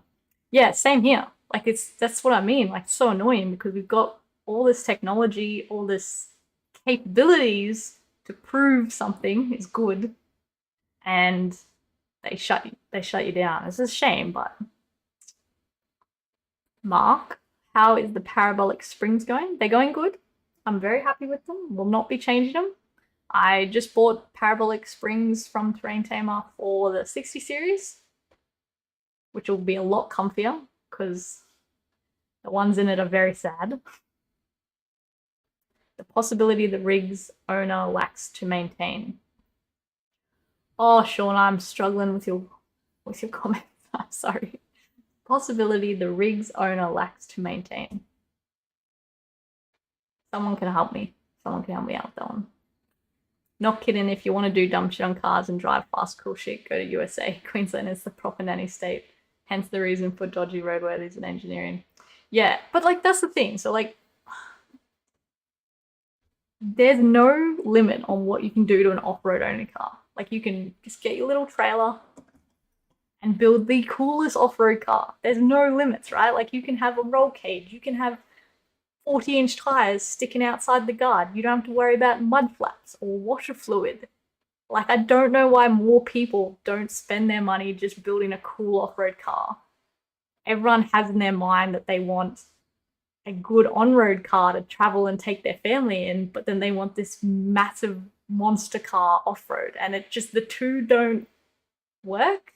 Like, it's not the same thing. They're two very different things. And when you try and make a really good off-road car and a really good handling on-road car, you don't really get the best of either. You know what I mean? Like there's a semi-good middle ground, but you're either losing out on off-road ability or you're losing out on handling, safety, all that stuff. So it's a lose situation. Just build a nice handling on-road car. Have your fun toy. It's so freeing and you can do whatever you want. That's what I would do if I had money, but I don't have any money to build an off-road car. Would RAF be okay with you making a video of you working on vehicles? No, they're not. I had to sign a thing. Can't show photos, can't do videos, can't talk about my work, can't talk about what I work on. It is, yeah, it's a real shame because I love what I do in the RAF and it's such cool stuff. And it would inspire, I think, a lot of other people to go and get a trade in defense because there's just, you learn so much. Like, we work on so much stuff. I don't think there'd be any other job role for a heavy vehicle mechanic who works on as much stuff as you have to in the Air Force. It's a huge, everything on the ground we worked on, like generators, earth moving, to the man trucks, G-Wagons. Like, there's ends of the spectrum of equipment that we work on. And I think that's a missed opportunity not allowing people to share that. Like, it's not top secret. I think it would just be such a cool thing. I love doing my trade in defense. But yeah, they do not like you sharing nothing.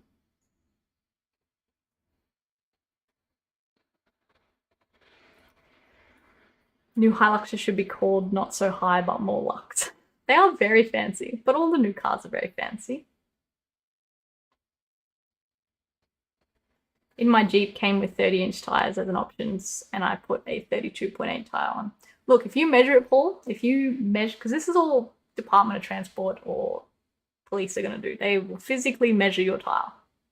So just do that and find out what that measurement is. And you'll probably find that it's smaller than what's actually written on the tire.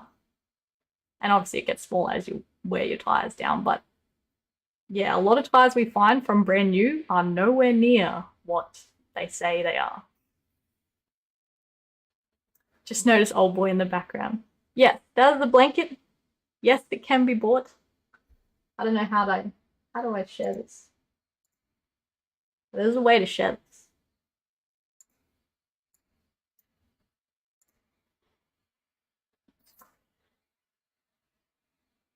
Okay, I pinned it in the chat. I don't know where the chat is for you guys, but that is the blanket that's on my website. It's really big. It's like the size of a queen bed. And I keep one in the rooftops and the swag.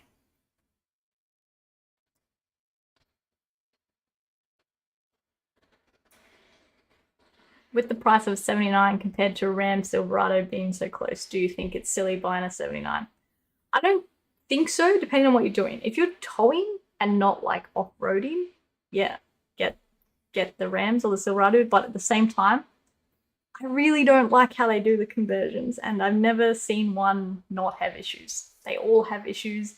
All the new Rams, like everyone I know who's bought a Ram has issues. Something doesn't work, something's wrong, something turns off randomly. Like it's just the older conversions from left-hand to right-hand drive all have mad issues now. Like we've done so many repairs on steering boxes because they're cracking at the chassis. That's what that Hummer's in here for, because it had a conversion and it's just done so poorly and now it's starting to fail. So I don't know what the new ones are like, but that's just in my head. I'm concerned about the people that do the conversions when they come over from the States.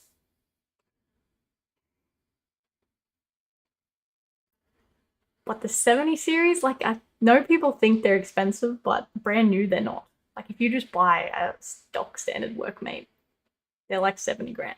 Like it's the same price as a Mazda CX-9. Like it's not, in today's day and age, that's not expensive. People just see secondhand prices of them and they go, oh, that's ridiculous. But you don't have to pay that.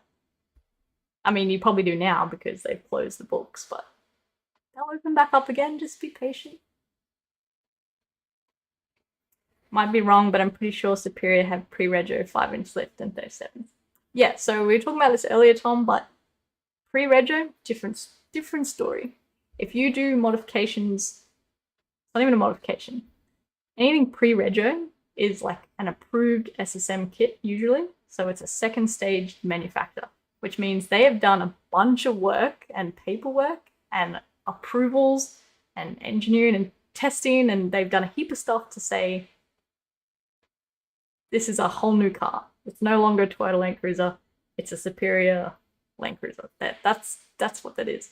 So when it gets registered, it doesn't have to comply with the state laws anymore because that's how it came from the factory, right? That's what the pre-rego little cheat tunnel thing does. They no longer has to comply with Queensland's limits of 4-inch, 2-inch bigger tires. That it can ignore that because it came from the factory with 5-inch 37s.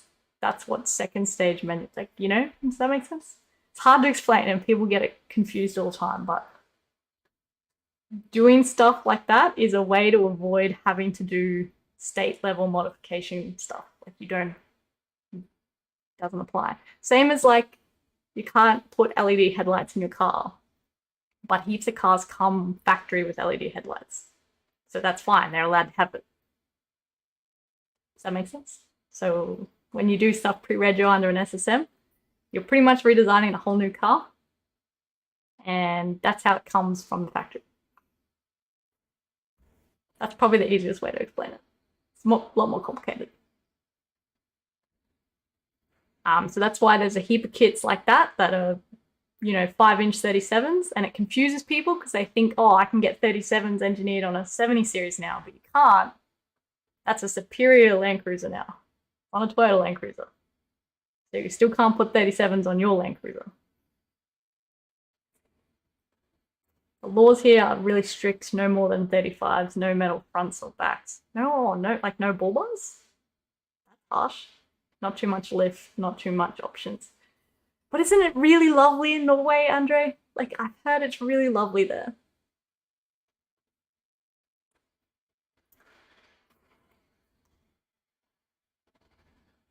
Oops. 75 series cruiser splitties. from factory are 31.8 inch tall. Does this mean I can legally have 33.8? Yes, that's correct, Riley. So there's those ones, the 7.5 R16s. So then there's another one that the new VDJs came out with that is a 32.4 or 32.6. So the new VDJs can run a 34.6, which is nearly a 35. But yeah, 75s, you can run 2 inches bigger than those. That is correct.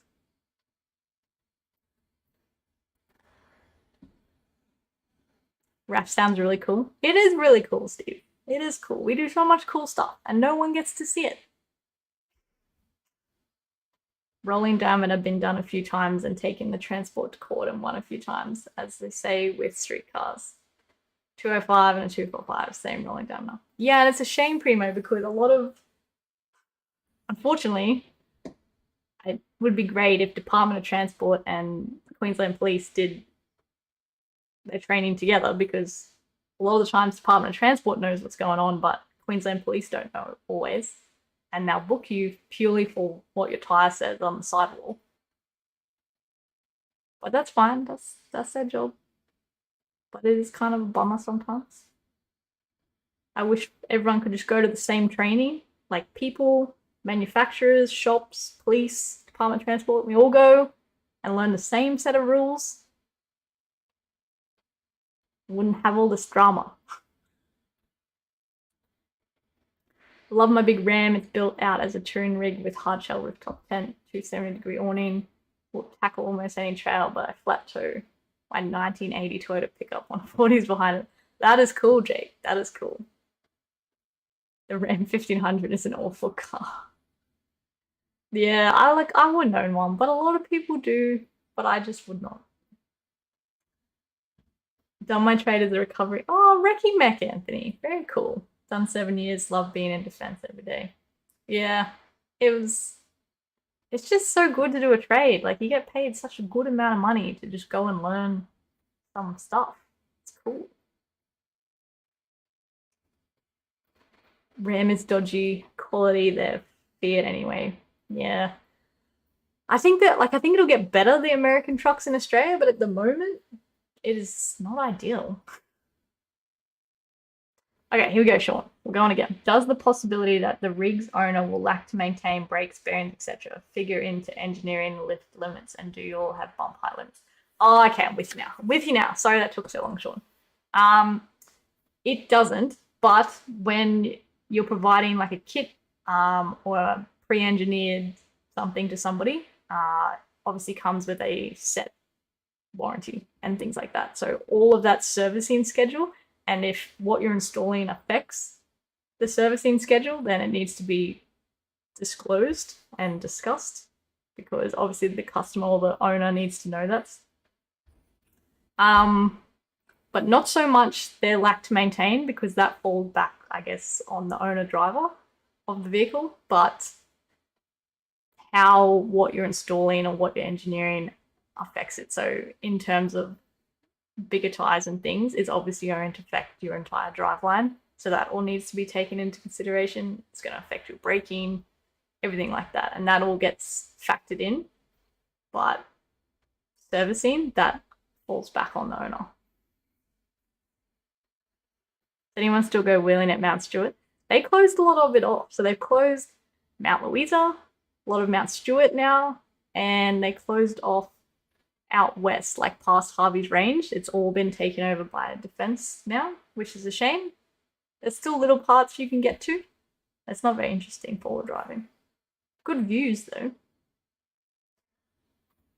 I live in Ceres State in Brazil. Starting your day, 9 a.m. It's 10 p.m. here. We're at almost opposite ends. Sand Dune Paradise, and I have a Troller 2008. Old Brazilian Ford sub-brand. Can't say I've heard of that. Fiberglass body, 3-litre TDI, and 33s. That is interesting. That's pretty cool. Bull bars are banned. I remember when they tried to ban bull bars here, or they were talking about it for vehicles like in the city and stuff, because they were causing a lot of injuries. rules when it's beautiful, but the rules when it comes to cars are not. Yeah, the camping there, and yeah, it just looks so. Every time I've looked at photos of Norway, it just looks amazing. You can camp wherever you want, as long as you stay. Does that mean like you can camp, like even if somebody owns the land, you can just camp there anyway? I can't remember if that was Norway or somewhere else. I was watching a video, and like people own the land, but you can go on their land and camp there because everyone just shares everything. I was like, imagine if that was here. Imagine how much stuff we'd get. How many places we could visit. My 75 looks decently stocked, but would fail roadie on tyres, lift shackles, PCV exhaust, seats, and headlights. Most people wouldn't even think anything is legal. Yeah, it's like that's the same with mine. Like my headlights, sometimes I have my extended shackles in. What else? My antenna is like smack bang in the middle of my car. Can't have that. I'm pretty sure my bug shield is probably not illegal because it kind of restricts driver vision. What else? There's something else, but like, yeah, there's heaps of stuff. But as long as you're not blaming people who blame police bug me, and they're like, oh, they're just out to get me, and it's like, no, well, you did the wrong thing. Just own up to it and move on. Mark, what about lifts with ESC? Okay, so we did talk about this earlier, but 4 inches is across the board. So with ESC, without ESC, doesn't matter. You can get 4 inches of lift in any 4-wheel drive. Doesn't matter. The thing at the moment is that a lot of the pre-approved kits, like the kits that have already been engineered, are non-ESC cars because they're really easy to engineer. They don't need additional testing. Vehicles that have ESC need a very expensive test done, so nobody wants to pay for it, so nobody does it. If somebody was to do it, they would be one of the very few in the country. But yeah, that's the only reason why people, I think, are getting confused, thinking it's only for non-ESC cars. But no, any car can be 4 inches of lift in Queensland. Just needs to be engineered, which means it has to be tested and certified.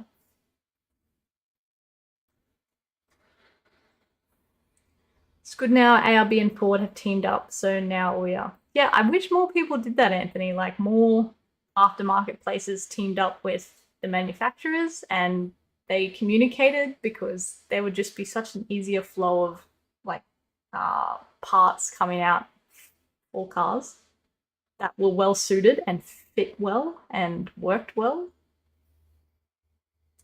Never been hard forward driving, to be honest. I couldn't drive out of sight in a dark night. Good on a motorcycle though. That's all that matters. Calibrating ADAS sensors on lifted rigs would be hard after so much height. ADAS as in the automotive braking. Keep avoiding these questions that I've got to answer.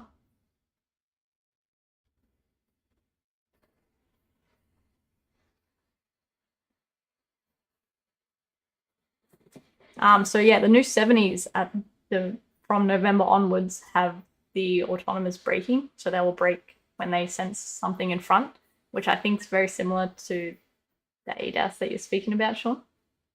So we're in the process of trying to organize all the testing for that. It's fun. You get to run into stuff. Well, hopefully not run into stuff. Hopefully it's fine. The issue at the moment is because the radar on the 70 series is behind the Toyota badge. Bull bar manufacturers are having dramas getting them approved, because when you put spotlights on the front of the bull bar, it blocks the radar, so the car no longer can see what's going on. So the 70 series has 2. It's got a radar behind the Toyota badge and a camera where the rearview mirror is. And together they sense, cars, bicycles, pedestrians, and it will brake or put more brake pressure on depending on the scenario. So we've got a test for that. Test that it still works with our lift and everything like that. Test that everything's still operating and it can still perform the job with the big tires and everything like that. Used to live at the end of Bayswater Road before it got developed. How shit was it, Luke? It like ruined my life. When they built that track, it ruined my life. I used to go forward driving from the end of Bayswater Road every single afternoon nearly. Like I would leave work, like leave the RAF base, and I would go forward driving because you could just drive up and you would be off road. It was like 5 minutes. And then they put a walking track in. And I'm so angry. And every time I go there now, I just stare at all the walkers and I'm like, you could have walked anywhere. There's a million places to walk in Townsville. Why did you have to ruin my four-wheel drive track? All of that makes me angry. Thought four-post bull bars got banned, only allowed rolled tube ends. Yeah, there's a heap of different bull bar laws. Turns out there wasn't a lot of standards for bull bars. A lot of made-up standards getting around for a while. But it's pretty much there's like protruding stuff, like stuff protruding out of the bull bar. So like rod holders and stuff are a huge issue. Going through a battle trying to get someone to test and do lane change rules in Queensland with ESC. Okay, so ESC, 2-inch lift. You don't need 2-inch suspension. You don't need to do anything. You can put a 2-inch lift in and you can put 2-inch bigger tires in. The body lift will need the lane change test and the ESC test. So the ESC test is very expensive. It can be done. We're happy to do it. We can do it. It's just nobody's ever willing to pay the amount of money it costs because normally it outweighs the price of the car. So it gets kind of counterproductive. Like unless you really are dead set on this car, it has sentimental value. A lot of people find that doing the ESC test is not worth it. So we can do the ESC test and the lane change test. We can do that. That's no dramas. It's just a very expensive test and not really worth it a lot of the time. As a tyre fitter, we had to do a course on rolling diameters and size difference between tyres. That's good. A lot of people should do that. You'd be surprised how many 35, 37s in actually. Oh, it's ridiculous. Like, depending on, yeah, the brand, even the same brand, but different width tires or slightly different size between metric, imperial, huge differences in the tires. I think you saw Casper's video, a fellow Land Rover camper. It's called All's Man's Retten. Try to say it. It's Norwegian for all man's right. All man's retten. Is that what that says? Casper's video. It must have been because I was like, this is amazing. It was a very viral video, so I'd assume so. When did that rule come in? So after Operation Lift, they kind of aligned the laws in Queensland. So that was 2018, I think. So it used to be different for ESC. Like you couldn't get 3-inch lift into an ESC and you couldn't get a body lift into an ESC vehicle. And then they changed it so that all cars could have 3-inch lift. And now they've changed it so all cars can have 4 inches of lift. But vehicles with ESC need a sign and dwell test, which is the expensive one. Mark, if you're willing to pay, I'm not joking. It's not a cheap test, but we're happy to perform that test. It's at the moment it's probably depending on what vehicle it is. It'd be good to do for us, so we'd be happy to offset a bit of the cost because it's good engineering work for us. No way, Sean. I would not be awake at 6 a.m. I would be very asleep without coffee. What are your thoughts on the look of the new ARB spotties? I have not seen them. Let me look it up, Lewis.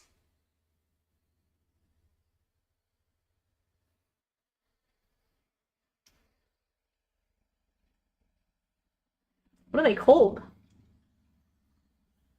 Maybe I'll go to the ARB page. No worries, Andre. I will definitely. I would love to take my car to Norway. That would be glorious. Wait, does the rules of can't have anything protruding from bars means we can ban LED whips? Unfortunately not. But I'm pretty sure you couldn't have a whip anyway because of the colors. Like you can't have blue because they're police and all sorts of random stuff like that. What's your Instagram? Oh, sorry. It's Danie_mon. I did get my Instagram back. Yeah, it's I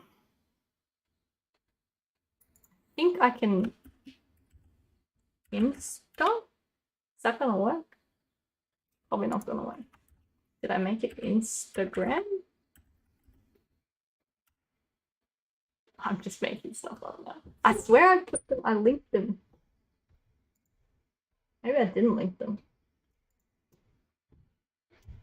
Mark, how do I get in contact with you? I will put, I swear I made a command.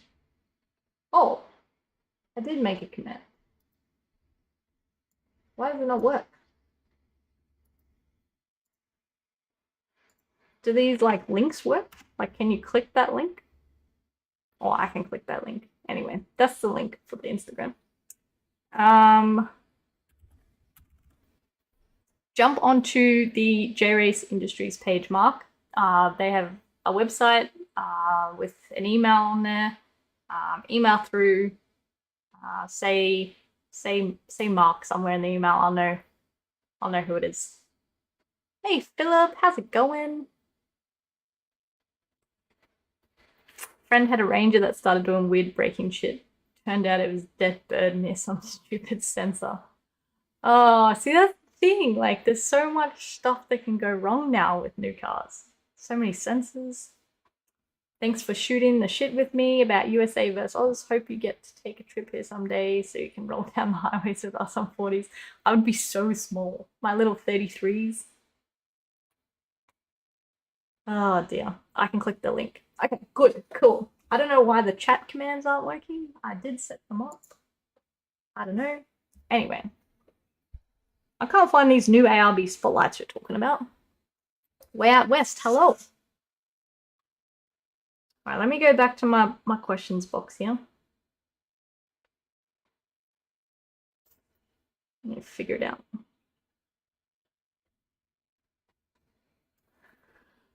Alright. Alright, so there was a lot of questions of people being like, is this all makes and models? Yes, all makes and models. All four-wheel drives. A lot of people were asking, were large, like 4-inch lifts illegal before? Because I think a lot of people see the SSM stuff and the pre-rego stuff and think that it's the same, but it's not. Two different, one's federal approved, one's state level. 4-inch lift is now state, so any car, any age, any time frame, you can get it engineered for 4 inches of lift now. What other questions we got? Cowboy tune, like everyone else from New South Wales, will it ever happen for New South Wales? This is the thing. Can get it done in New South Wales. You would just have to find an engineer willing to do the testing and do a lot of testing to prove that it's safe. But somebody could do that in New South Wales. Where in Queensland, it's all engineers, no matter how much they test and how much money you pay them, they can still only do what's written in the state laws. Clive, is 4-inch lift legal? Yes, now it is in Queensland. So you've got to still get your car engineered and certified, signed off by somebody with the correct accreditation. But it used to be limited in Queensland to 3 inches of suspension lift, and they've increased that now to 4 inches. Would you ever take OlBoy for a trip through the CI? Yeah, I've been through the Vic High Country, Steve. I used to live in Wodonga. I used to love the driving in the snow.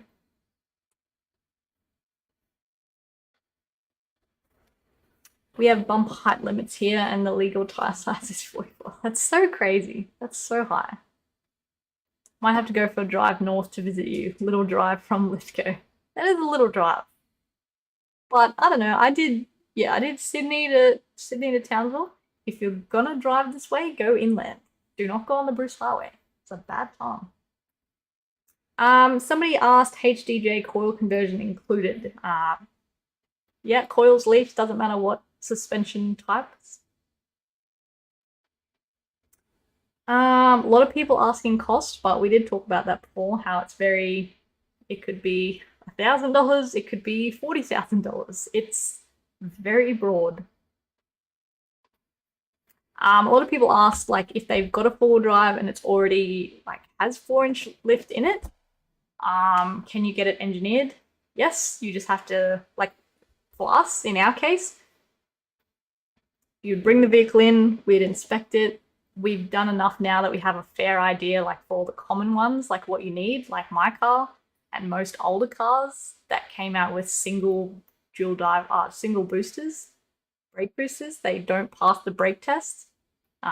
So I upgraded mine to dual diaphragm and things like that. Tyres, you're going to have good quality tyres to pass a lane change test. But yeah, that's sort of the process. Like, you'd bring it in, get it inspected, we'd book in all your testing, do all your testing. When it passes, we give you your mod plate, goes on the car, and then your car is legal. In terms of if you've got a car with a 4-inch kit in it from a place like Superior does pre-engineered kits, so if you've got every single part from their pre-engineered kit, you don't have to do any of the testing. You just have to prove that all the parts are correct. And I think that's how that would work for them, but you'd have to ask them, but I'm pretty sure. And then same process, you'd get your mod plate once it's checked over that everything is as per their engineering. Just left Wodonga? Like, as in drove out of it or moved away from Wodonga? My first square body had 19 inches of suspension lift. That's insane. That's when I found out about the bumper height ticket. No, you can't, Jesse. It is, the 4-inch lift is under code LS10, which is a all-wheel drive mod code. So it only applies to certain categories of vehicles. So I think it's M categories, the NA and the NB category vehicle, which is not a Commodore. Wodonga, Bandiana, I'm ex-army, so the name rings a bell. Yeah, good old Bandy. Lake Hume. Man, there's so many stories. So many stories. Is it a distance brake test or a foot pedal pressure brake test?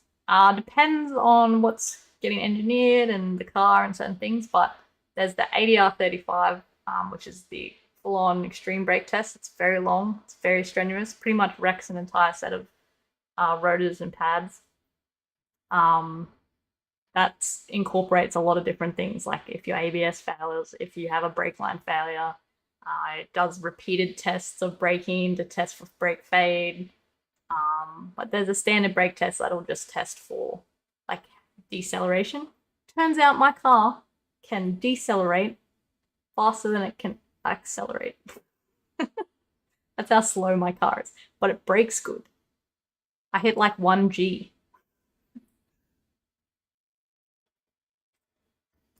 Where I live, the tire limit is 54. Damn you overseas people with your huge tire laws. That's cool. My 75 with spring over and 35s will finally get some other tool company. I remember when spring overs were legal. We all should have taken advantage of it. Not that I would like to drive around in a spring over, because the 160 series that I drove in that had spring over was so scary. But I remember when they were legal, and good times. We had a lot of freedom back then. Mark, you can engineer 35s. Like, you don't need to engineer 35s. You can only put 35s on a car that came out with 33s. So I think we said earlier the Y62, the FX4 Ranger, and the Ranger Raptor come out with 33s from factory. So they're the only cars that we could think of that you could put 35s on. But there's no, like, in Queensland, there's no engineering more than that. That's a hard limit, 2 inches bigger than factory.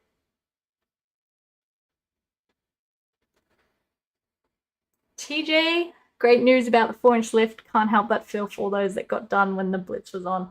Yeah, I know. And a lot of people got real screwed over with it because it was just poorly carried out, that operation in general, and it, like, people got done for stuff that they really shouldn't have got done for. So it left a bad taste in everyone's mouth to begin with. Driving, yes, interstate driving. Okay, yeah. I like it out there. It's nice out in Wodonga. I just go to Beechworth, go to the Beechworth candy shop, get some honey from Beechworth, go to the brewery. Like Victoria was just so good. There was so much stuff to do. You could go camp down the Murray. You wouldn't see anybody for like days.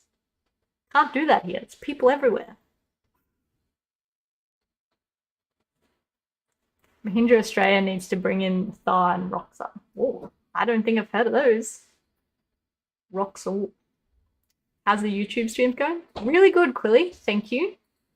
I think it's good for the car chats. I think it works well. A lot of people got a lot of questions, so it's good. Funny how you can body lift in New South Wales. Body lift, but in New South Wales we can't body lift. I think you would be able to body lift, but it would fall back on the engineer to decide it's safe. And without any guidance, a lot of engineers or certifiers probably wouldn't do that.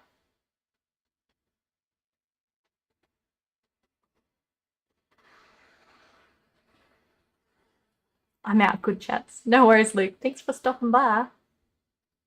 My spring over is engineered with 35s as well, as the spring over was all done in 1999. Still my daily. That's pretty cool. That's pretty cool. It's like a lot of the cars that were engineered with roll cages. Like now you can't do that, but if people kept them registered, they're still good. Like it's pretty cool. No worries, Mark. Thank you. They will get back to you probably tomorrow. But yep, happy to have helped. I've been like holding out. Like I'm not gonna lie, I've been holding out for somebody to commit to doing the ESC test because it's such an intriguing test. Like the robot that does it, like goes on the steering wheel and it like steers the car. Like it performs in a maneuver that a human can't do. It's a really cool test, and I just want more people to do it because it's cool, and it's like the future of engineering. It's awesome. I've been holding out for somebody to do it. The brewery's so good, and you get like the board of the different like brews, and like there's the real dark one. Tastes like Guinness. Danie is so hot and smart. Girls here in the US can't even drive on the beach without getting stuck. Oh, don't worry. There's plenty of boys and girls who get stuck on the beach in Australia. I remember my first time on Fraser. I like pulled out so many people, and they were all older than me. And it's the only time I've ever used like my recovery boards was on Fraser for other people. And people would just do stupid stuff, like lie about letting their tires down. And they hadn't let their tires down. Or they would just rev their car and dig themselves a hole. A lot of people need to... I think there just should be a driving course for forward driving that everyone has to do. But anyway. Great to hear you on the radio with the duck these days. Oh, that's so cool. It's so cool when people... Because, like, I don't always get to hear it live because I'm working. So it's cool that people, when they tell me they heard me on the radio. I'm glad everyone's liking the chats. I am liking the chats. Yes, got my Insta page back. I had to go through an external company. I never would have got it back through Facebook or Meta. And I still haven't got my Facebook page back. I had to start a new one. But the external company deals with like identity theft, and they got it back for me. Otherwise, no luck. Yes, I want more people to put money into their four-wheel drives so I can play with the robot.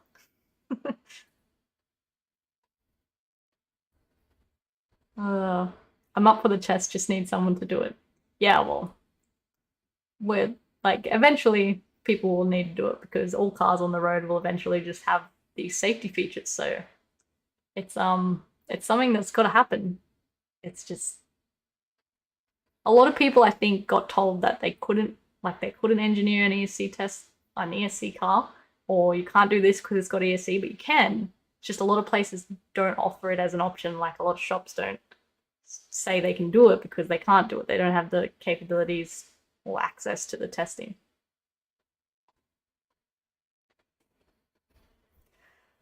Oh, I'm off to bed getting to play with the Chop 300 tomorrow. Ooh.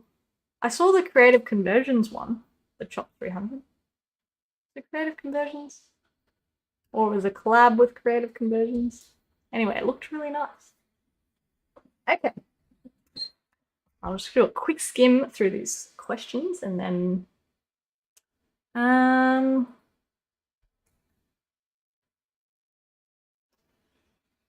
all right, is it lift and tires or just lift? Yeah, so I did say this earlier, but yeah, so 4-inch suspension, 1-inch body and 2-inch tire. Or you can go 3-inch suspension, 2-inch body, 2-inch tire. Depends what you do in suspension, or depend what you can do with body lift. It's a bit of a shame that there's no option for that in New South Wales. It's a bit of a shame. What brand of brake pads do you suggest in the 80 series? We run Terrain Tamer, but 80 series, like, it's... What's the other brand that... I think in mine, I've only ever run Bendix, a really cheap brand, Bendix, and then now Terrain Tamer. And personally, I think for the older cars, I haven't found too much of a difference. The rotors now, I've got a DBA slotted, but I think that helps for cooling. But yeah, Terrain Tamer do a good pad, and there's a Kevlar pad as well. I'm trying to remember who makes it. Ripley and your Manto tracks are gone now. Shame, a lot of people. Yeah, so I was there. When was I there? End of last year, started this year. I was at Ipswich, and there were still people like forward driving near Ripley, but it didn't look like they were allowed there. And I went to Old Grantchester Road, and that was still good, but apparently all of that's gone now too. Like when I went there, they had cleared a heap of space and trees and stuff, but yeah, it's a shame because I don't know, I forward drive there for so many years, and now it's just gonna be houses. Oh, so I guess it's illegal. What's illegal? The new ARB. Why are there ones? Where are you finding these ARB lights? I can't even find them. Just joined your live. That's okay, James. You have missed so much.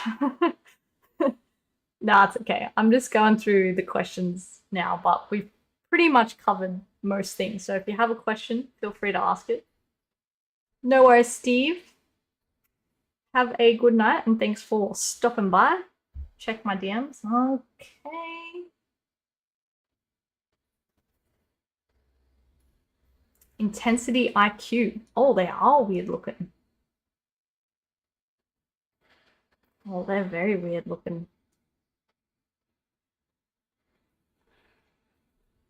I mean, it's fancy. They're very fancy. Focus. Oh, I've got it on the wrong setting. Oh, it's never going to focus. It's set up to look for faces. Let me just... I guess it's illegal if I run 2-inch lift and 2-inch tire without. No, definitely not, Paul. That is exactly what you can do without needing to do any engineering or certification. So you can run 2-inch suspension. You can put that in yourself, by yourself at home. Don't need no one to sign off on it. Probably do it with someone who's qualified though. And you can go 2 inches bigger tire than factory. Don't need any sort of certification, mod plate, engineering, nothing. ADAS not recalibrated here will overcorrect to maintain lane. Yeah, so I can envision that being an issue here, but that's now on us as engineering shops to do all that research into all the car systems and figure out how they work and how they run and what's going to be affected when we lift the cars and put bull bars on and put spotlights on. And it's just so much fun. Haven't been to Grantchester since I was about 10. Yeah, I went there like the end of last year. It was so good. It was exactly like I remembered. I knew every track and where it went. And I remember driving up it like when my car was stopped. Yeah, they're a cool concept. They're getting a bit smart for a life. Pretty awesome that you spend this amount of time on stream answering questions. Yeah, of course, Jake. Well, like, this is so much easier for me than like typing all the questions and replying to everyone individually. Like, at least here, like, if there's people watching chat that don't want to ask the question or don't want to send messages, like, they can at least hear the answers. So it helps more people. It's easier for me.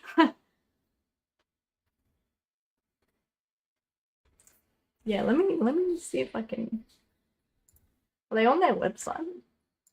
What are they called? ARB IQ. What are they called?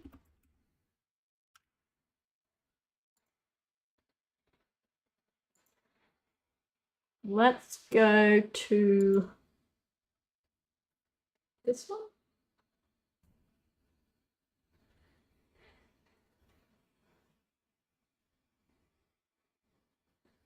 It's very fancy.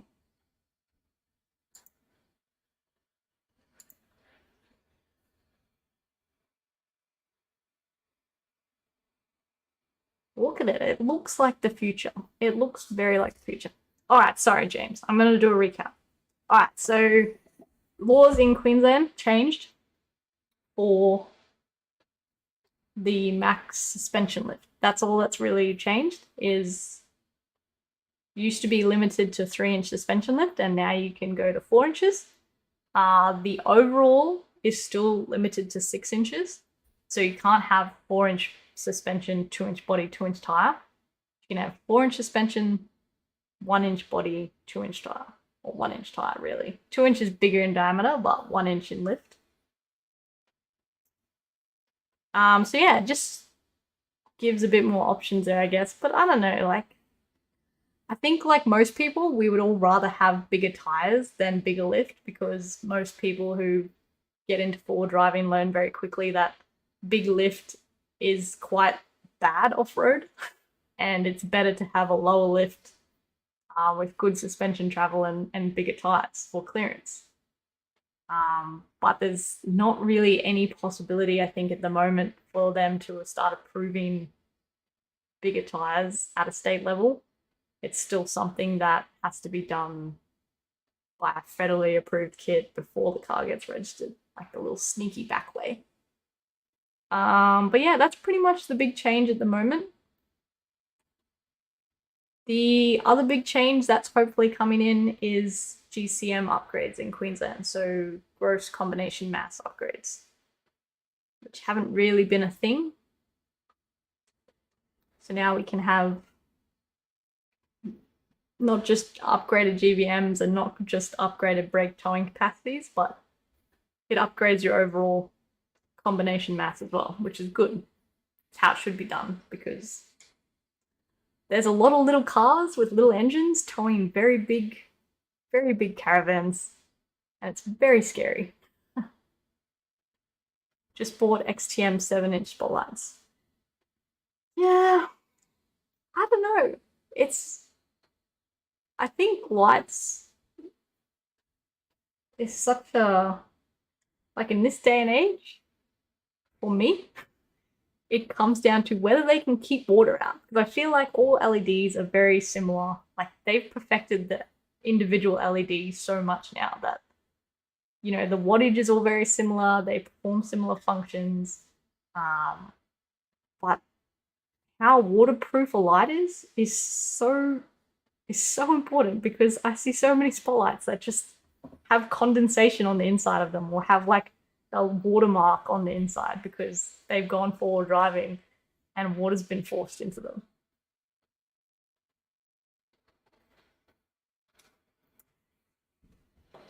Thanks for doing the live. Very cool concept. Thank you. I like doing the lives. I just want headlights, don't care. I just want headlights that taste like real headlights. Okay.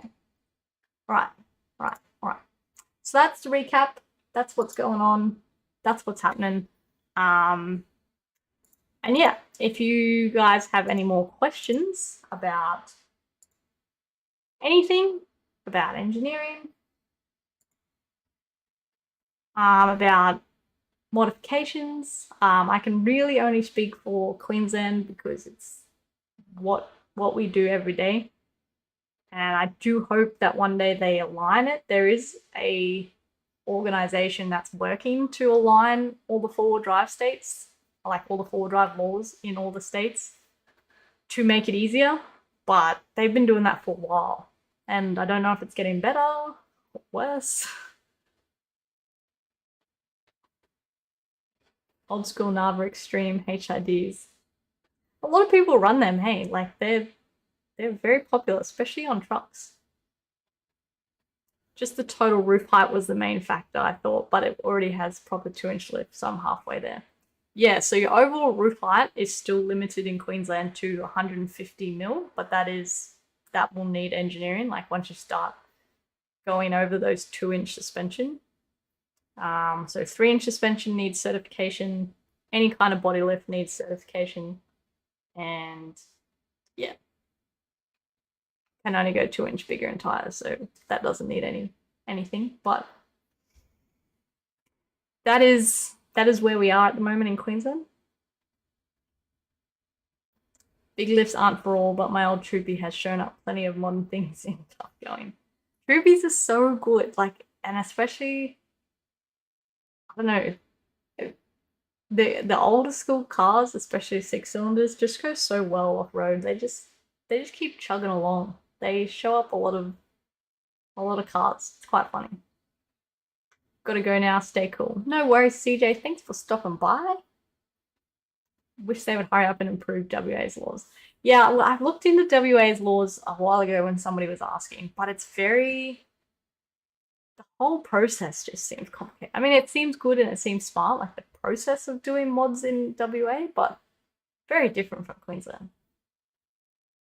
I like the Troopies, but I would not want to full drive in a Troopy. There's so many panels. And it's not like you can just pull off the panel because it's just one big thing. What happens when you lean that on a tree? Like, I don't even like full driving with my canopy because it's too much. Like, I miss my old shitty rusty tray because I could just lean it on a tree and it wouldn't matter. You'd be the person to ask. Never really had a clear answer. Are extended shackles illegal? They are. That is well, look, James, I'll tell you what it says in the rule book. It says that you can't use extended shackles to lift a vehicle. Like, as a means of lifting the vehicle, you can't use extended shackles. So, like, this is the thing with government rules.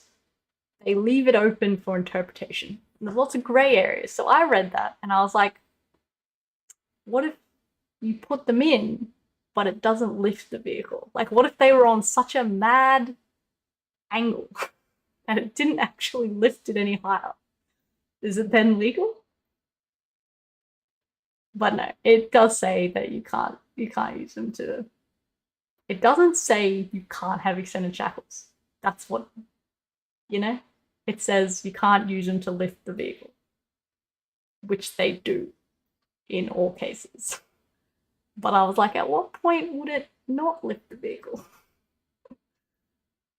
So their extended shackles are for off-road use only, and everywhere that sells them will have that in like little tiny writing somewhere. It'll say like off-road use only or not for on-road use or something, because I'm pretty sure that's written in the National Code of Practice, which is Australia-wide. Pretty sure. Don't quote me.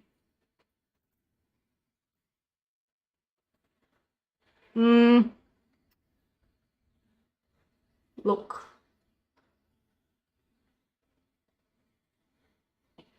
I don't think there's an overrated shock because I think once you know all the shocks, it's fair game. I had Old Man Emus and I didn't find them as good as everybody said they were. But it was a very long time ago when shocks were very different to what they are now. There's a lot more available. I think the Dobinsons are the most underrated shock. I think the amount of tuning in a shock for that price, so good. Call Freddie, he'll answer this. Well, he just knows, like, a lot of shocks are branded by a certain company, and he knows who actually makes them, like who makes the shock in the background. So yeah, he would know. Okay, all right. I think we've cleared up all the questions. Time to work. Oh, thanks, Isaac. Have a lovely time at work. But thank you for stopping by, and thank you to everybody who came in and had a chat and asked some questions. I think there was a lot of good questions tonight, and hopefully this video will go up and it'll stay up. So hopefully people can come by, and I'm going to put little captions in so that there's time markers, so that people can hopefully come in and like skip to the part, find the answer they're looking for. Because at the moment there's just a huge amount of misinformation about all of this engineering stuff, and we deal with it every day about people asking stuff that they've read online that's just wrong. So doing more things like this, more lives, chatting about all the different rules that are coming in, because there's going to be a lot of rules coming in, a lot of changes every year. I think there's going to be new ones. Next year there's a whole heap more stuff that's going to come into play for a lot of cars. So can you add portals to the 4-inch lift? No, portals are like for the Marks ones, I believe they're under like a federally approved kit, and it would come with a set amount of parts in it that you have to run for that kit to be legal. So it would be the standard coils and the standard shocks.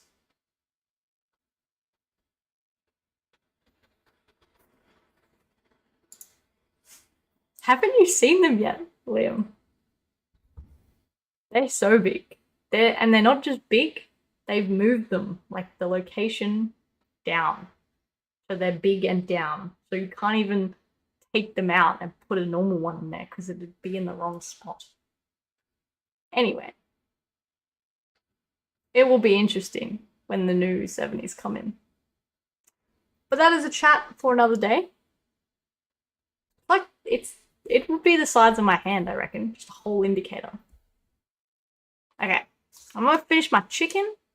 I hope you guys will have a good night, and appreciate everyone coming in. And if you have any more questions, put them on my post on Instagram, and I will answer them. Okay, I'm going. Okay, bye. Bye, bye, bye. Bye, bye, bye. I gotta remember how to end this.